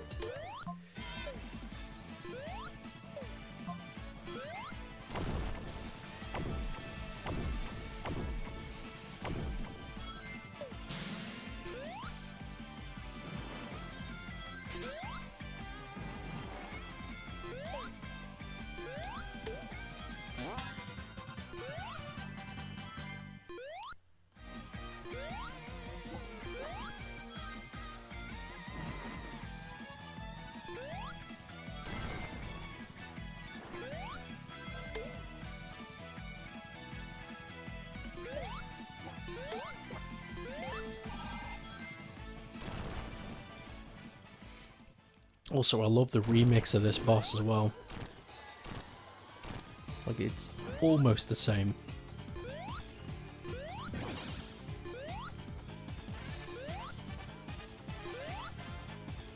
Also, something to look at as well, they've given Supersonic sparkles. You see that? He sparkles now.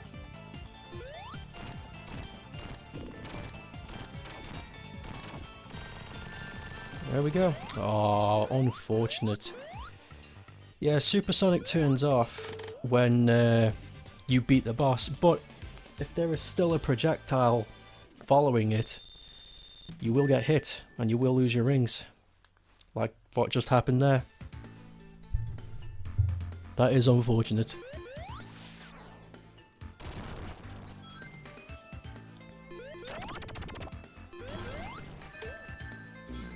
Not a lot of people wanted Lava Reef back, but I'm glad they did. I really enjoy Lava Reef. Simply because of its mix-up. Because Act 1 is lava-y and cratery, but Act 2 is all crystal.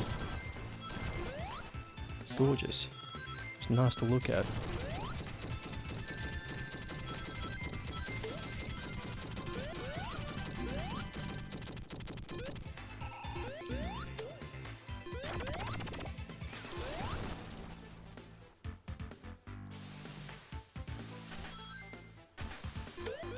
Also, Knuckles and Tails both control really well. I don't think I will be doing a video of me playing them both, but there was proof at the start where I had done all 3 campaigns with all 3 characters. With the Chaos Emeralds and all. But yeah, they all control great. Every one of them. Oh. Also a nice thing they introduced, well, I'm not sure if they introduced it, but it is something that Knuckles could do, where he doesn't need to spin dash to break through things Sonic would have to spin dash through to break through. He can just run towards them, because that's what Knuckles is, he's a brawler. He's strong. He doesn't need to rev up to get that power. But he isn't as fast, or can jump as high, so there's limitations, but the stages are built around that, so it's okay.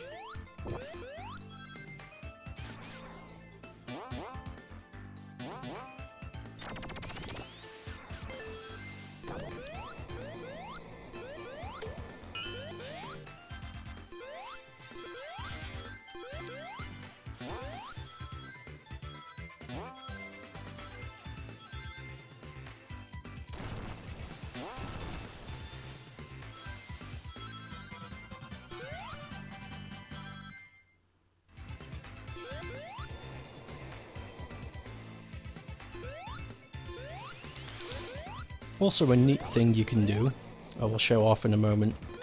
If you do have Tails on your side, and you hold up, well, it's hard to do with the shield on, but if you've got Tails on your side, that is being controlled by a computer, you can hold up and double tap the jump button, and Tails will grab onto you, so you don't need a friend or partner to play as Tails to get where you need to go. Just in case you don't have anybody with you.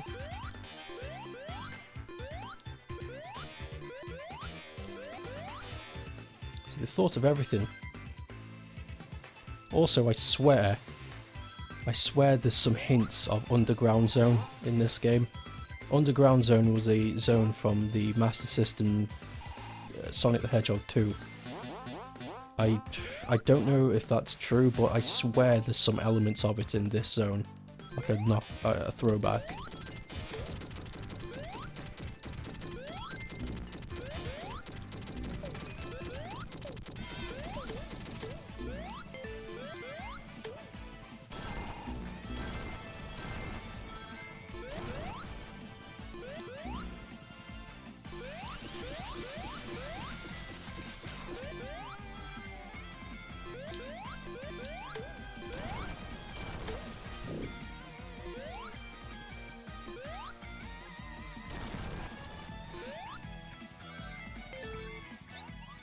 Also, this boss too is clever. So you have to make it land on the parts that are rock so that the middle part can get hit by the lava, so that you can hit it later. But if you're supersonic, you don't have to wait. You can just, there. Oh wait, no, I do have to wait. I swear I didn't need to wait for it to break the armor. But yeah, 3 times and the armor breaks. But you gotta make sure that the bot lands on more rocks, because if it lands on the wood again, it will break through and cause a hazard to open up.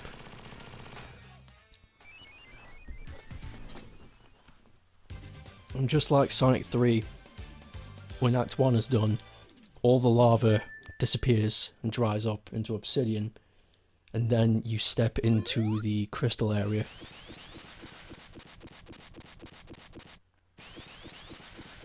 Gorgeous. Also, this in the background here, can you see? City. Why the hell would there be a city underground? This is where Robotnik's base is.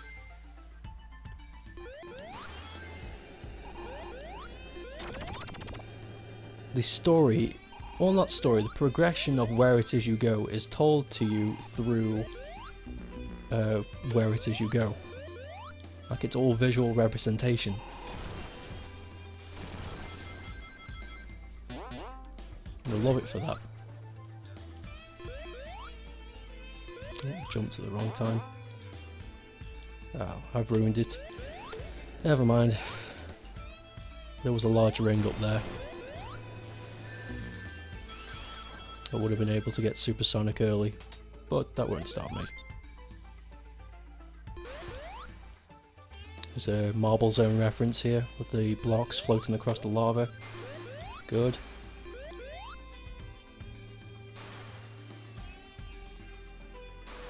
And if you're quick enough you can get that life, but I wasn't, so too bad.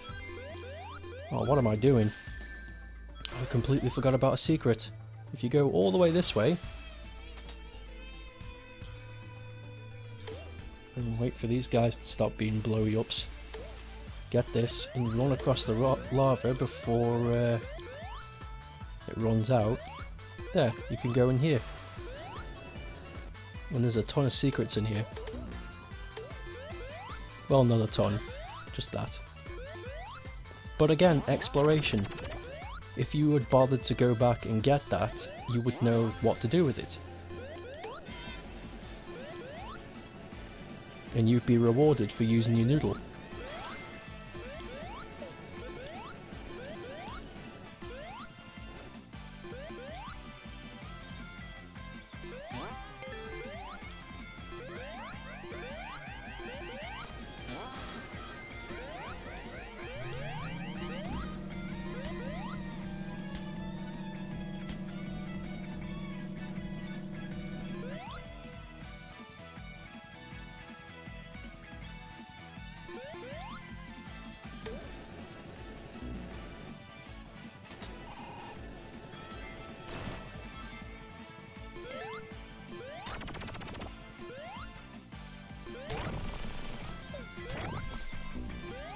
Also, I love this. I love how you have to move quickly to get these things to do what you want. Otherwise they'll sink into the lava forever. Again, moving quickly and using your noodle is rewarded. There's so many little things like that in this game. It's a joy to play. It makes you feel smart, it makes you feel powerful. And not to mention, you just feel good playing it because it's just wonderful. This whole thing is just great.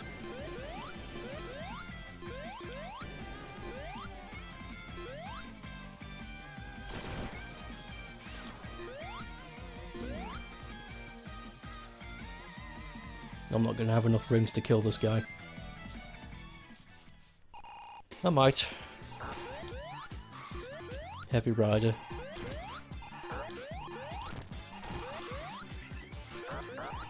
Also, I love the motor buggy he's riding.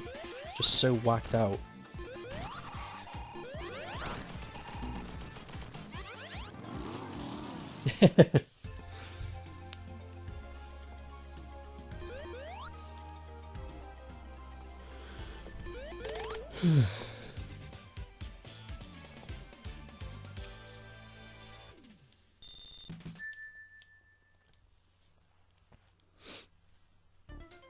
Okay, second to last.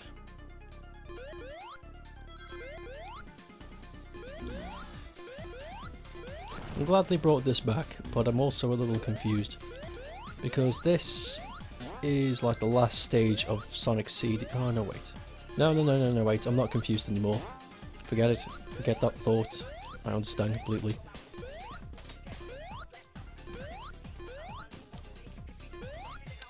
Because Eggman, Robotnik, brought back Tiny Planet, Little Planet, through the power of the Phantom Ruby. So it would make sense that this is back. And that's where we are. We're on Little Planet again.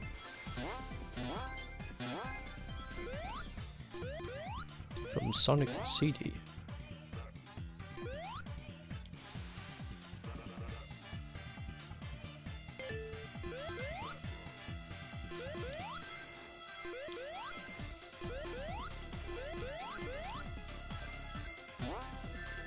Oh, come on. Oh, well.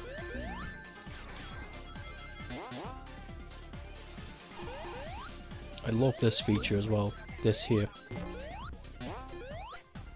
I mean, all it's doing is throwing you in the background, but there's something so satisfying about it.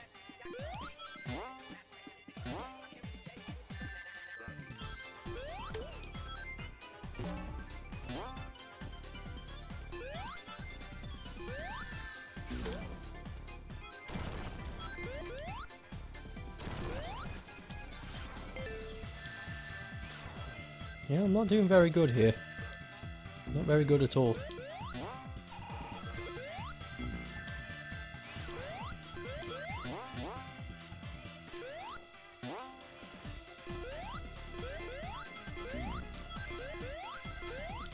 Oof, close. Lucky.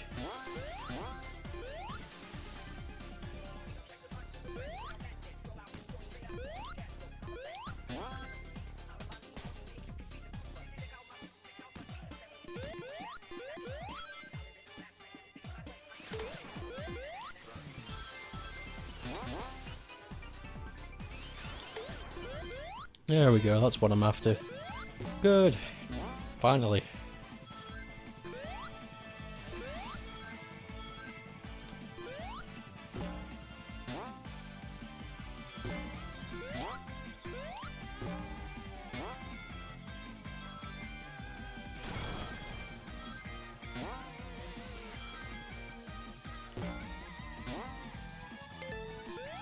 Another throwback here. The final boss from Sonic 1, but remixed a little.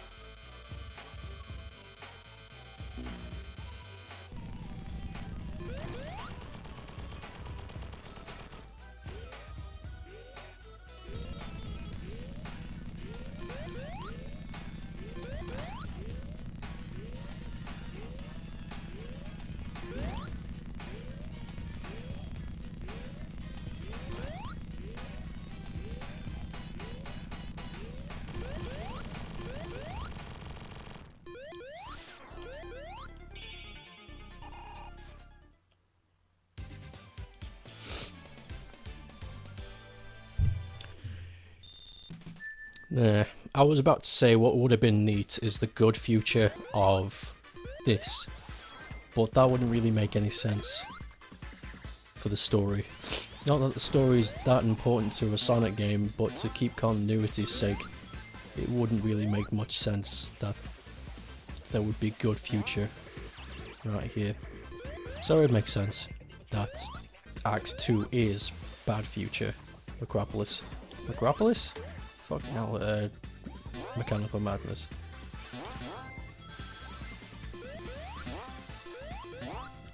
Also, I love how they brought this back, Tiny Sonic. And it isn't just for one section either, it's for the whole lot.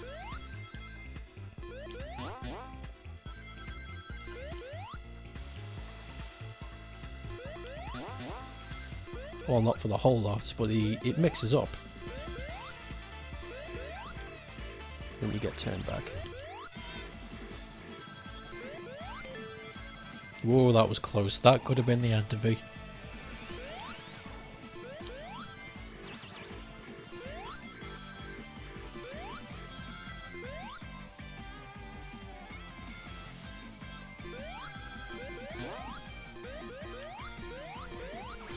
It's just so much fun.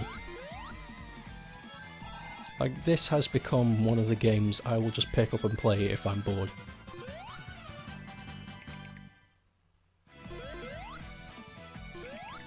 Because I just have a good time with it. And also now it is my new favourite Sonic game out of all of them.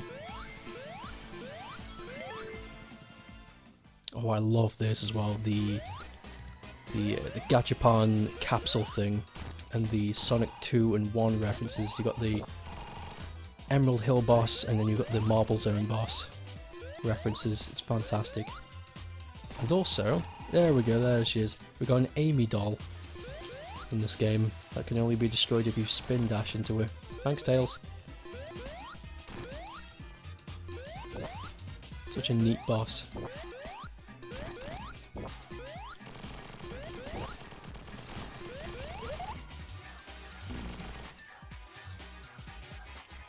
And the way that you beat him is once he's blown up, you make him pop out.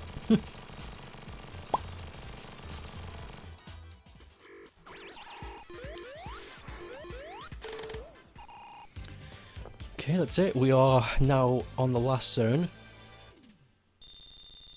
which is great. Really love this. Like, the music is perfect for what's happening, because this is the last zone, and look at this. This big old city that Robotnik has built, and he's got his own flag and shit. Look at this. He's been busy.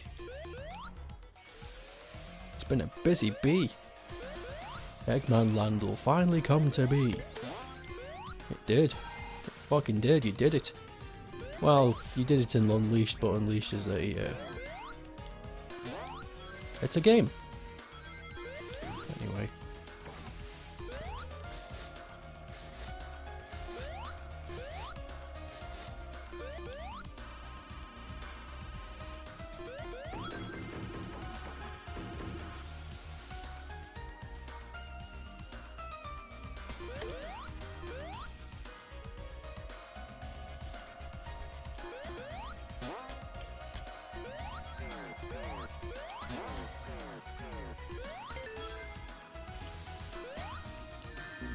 Oh shit.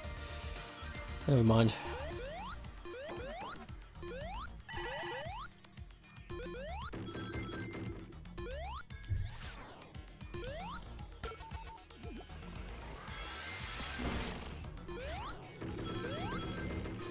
I just love how everything looks and how everything sounds. It's just so good.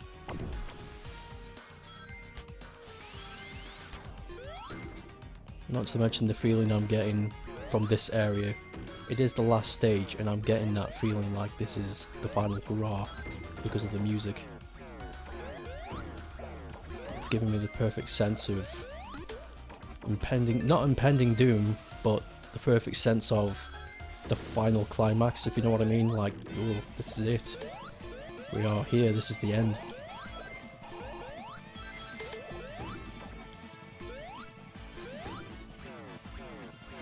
But at the same time, if you're Supersonic, the music makes it feel as though this is the end and I'm coming. I'm flopping coming. Because of the superhero music that's playing. It's great.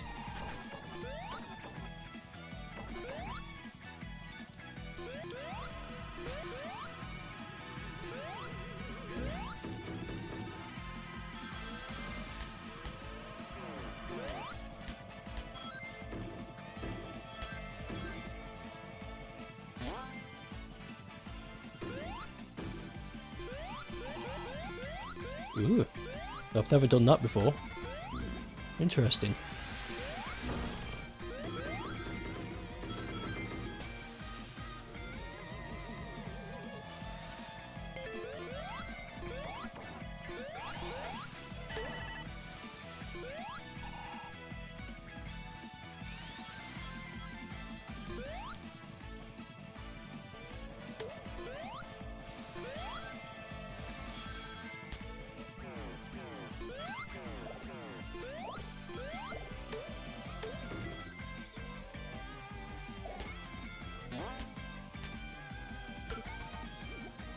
I love these little cars as well that you just get trapped in and just sent across.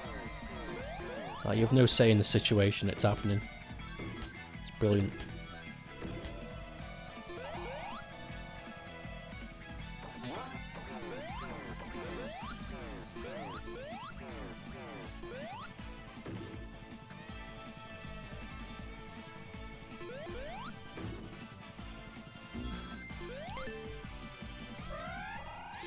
Glad they brought this guy back too, because he was a challenge. But they mixed him up a bit. Like, instead of him just spinning around with the spikes on him like he did in Death Egg, it's like a weird new elevator mechanic. But, you know, it doesn't really affect you if you're Supersonic. So it's hard to show off. But it's a good boss fight. I like the mix-up. And I like how they brought him back.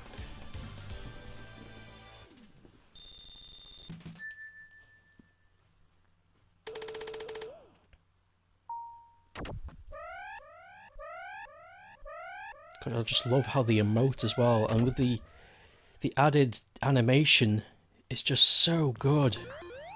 Just to look at it, it's like a cartoon. It's so goddamn good.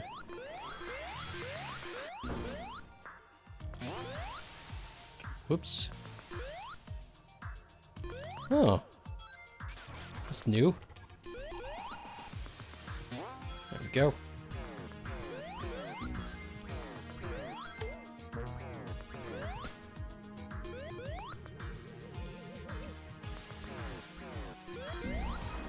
Also, this bit confused me. You have to enter all 4 doors of the heavies.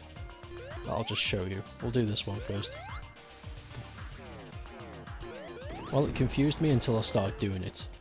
Because I saw this area and was like, where do I go? But once I took an area and came back, it was all clear to me.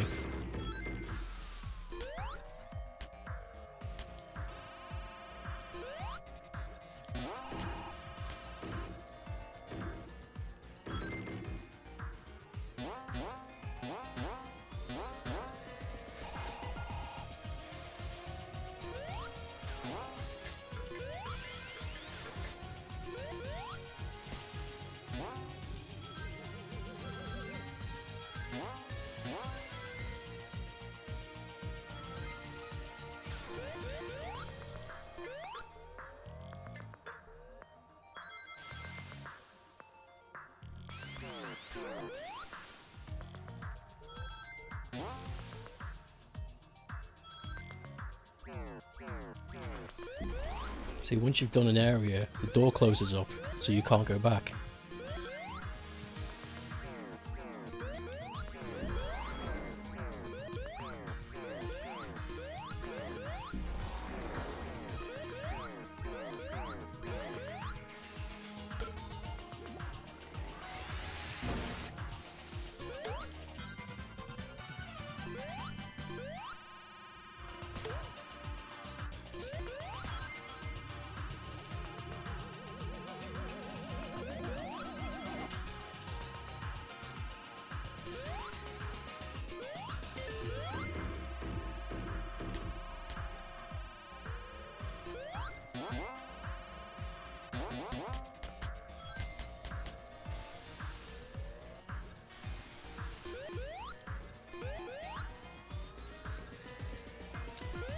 A lot of Death Egg references. It's just great.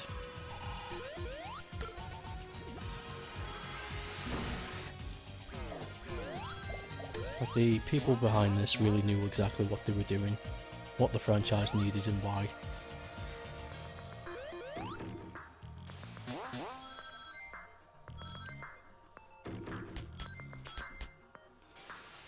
I'm so proud that this is what we got.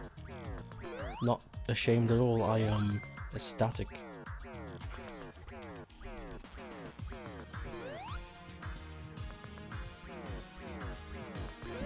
Which is a brand new feeling when it comes to Sonic games.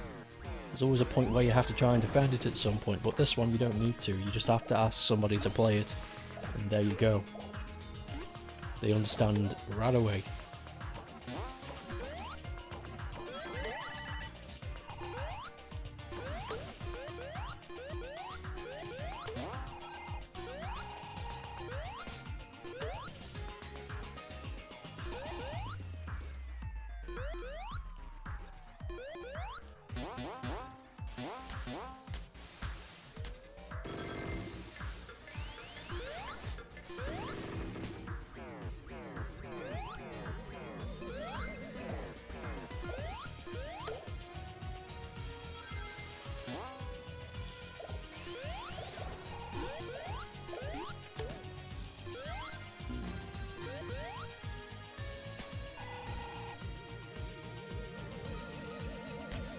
Little touches like that as well, like the hexagonal, well, it's not really a hexagonal, but the grid thing that chases you. I'm not even sure what it does. I've never let it court me. But I like the way it looks.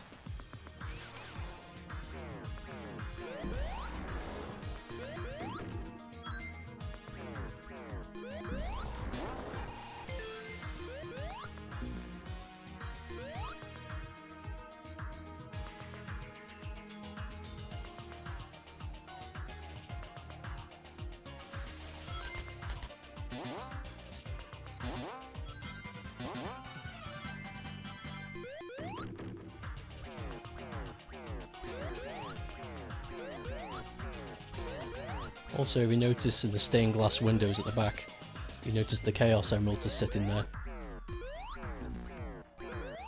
So much nice touches everywhere. So much detail, so much new stuff to find. I'm absolutely 100% confident that I have not discovered everything yet there is to see.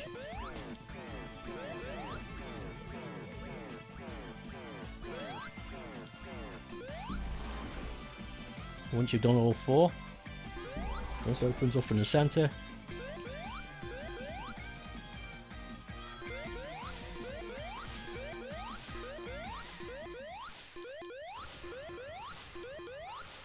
Also, notice how you can't turn into Supersonic. Or can you? Yep, you can. Huh. It wouldn't let me.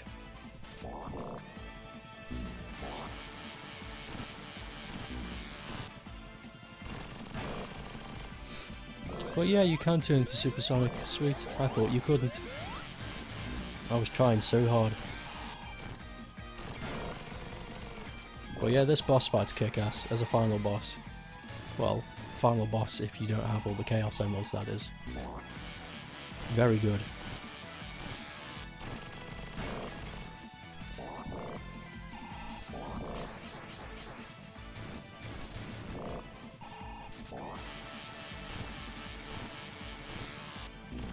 And how about that? It doesn't activate the hand warps if you don't do the thing.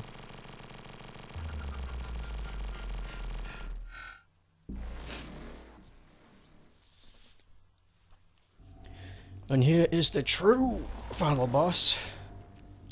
Heavy King betrays Robotnik by trying to steal the Phantom Ruby. And Robotnik's like, fuck that. Tries to steal it back. So those two are fighting over the Phantom Ruby whilst you're, you know, fighting them both at the same time and trying to get the Phantom Ruby back. Also notice that the timer in this stage has taken a huge shit. Like, it's just going skits.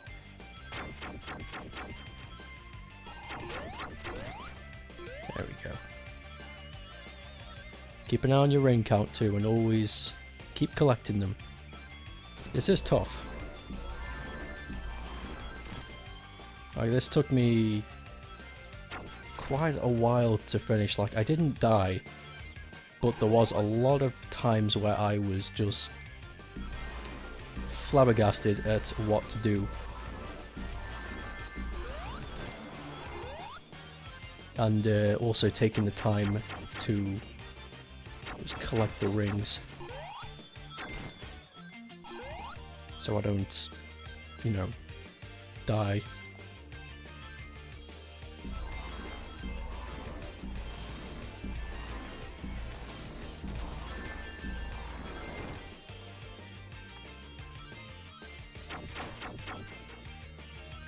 Good thing is, Robotnik doesn't really cause you to lose any rings. Not purposely, anyway. Because he chases you with this green force field, but it's a lot easier to avoid than the other stuff.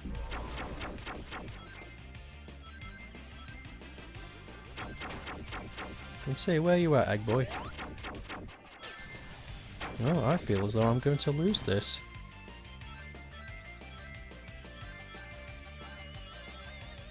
Nope, no, I'm okay. I think I'm just going to collect some rings. This is cutting it close.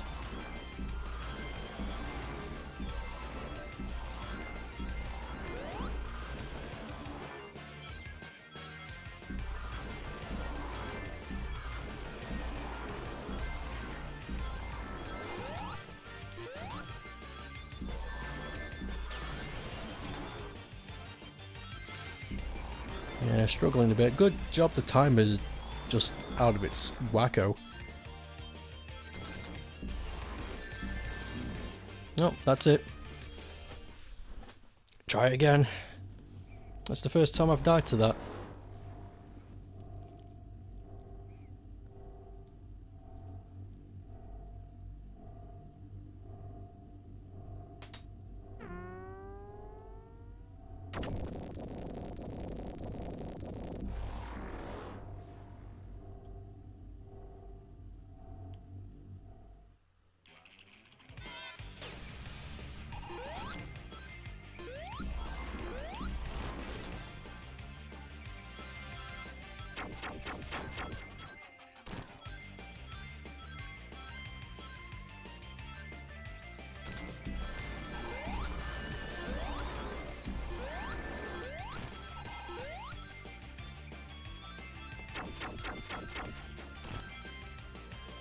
There we go, I'm doing much better this time.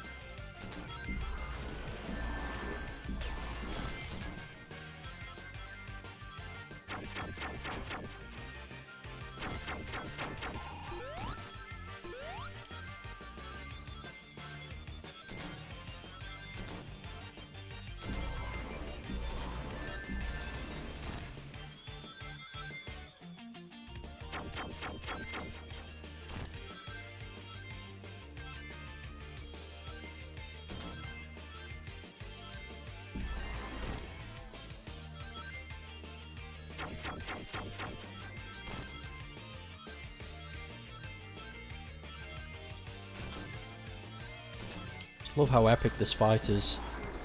Like, this is... I think this is on par with how I felt when I... what was it called? Doomsday Zone? In Sonic 3 and Knuckles. This feels on par with that.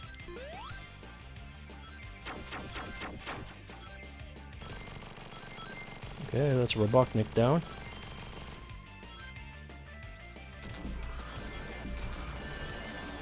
And there we go, that's Heavy King down.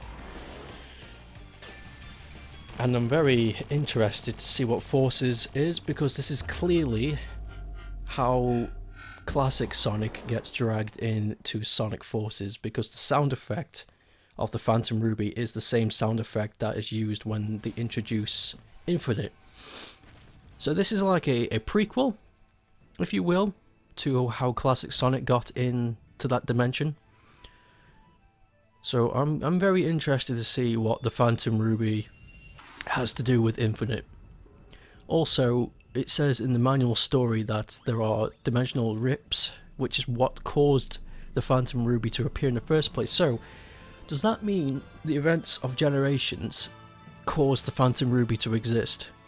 That's just a theory that's in my head. I don't have any proof for that. Because the only thing that ever happened in the Sonic canon that caused something like that to happen with dimensional tears is the Time Eater. So, I don't know. Anyway, I'm gonna get something to eat. I think this is plenty of notes, audio notes, for me to create a SEGA Critic out of this. Let's see how this works, because doing notes is quite a slow way of doing it for me. To be fair, if you watched till the end, this wasn't a Let's Play or anything, or if you didn't bother to read the description, this is audio notes for me, and I just uploaded them for anyone who was curious enough to watch them. I mean, I put a warning in the thumbnail and the title and the description, so if you managed to somehow ignore all of those and assumed this was a Let's Play, that was on your own head. I'm afraid I tried, but if you can't be bothered to read, then that's your fault. Okay, right, yeah, I'm going to stop recording now, go get some to eat, review these notes, then get to work.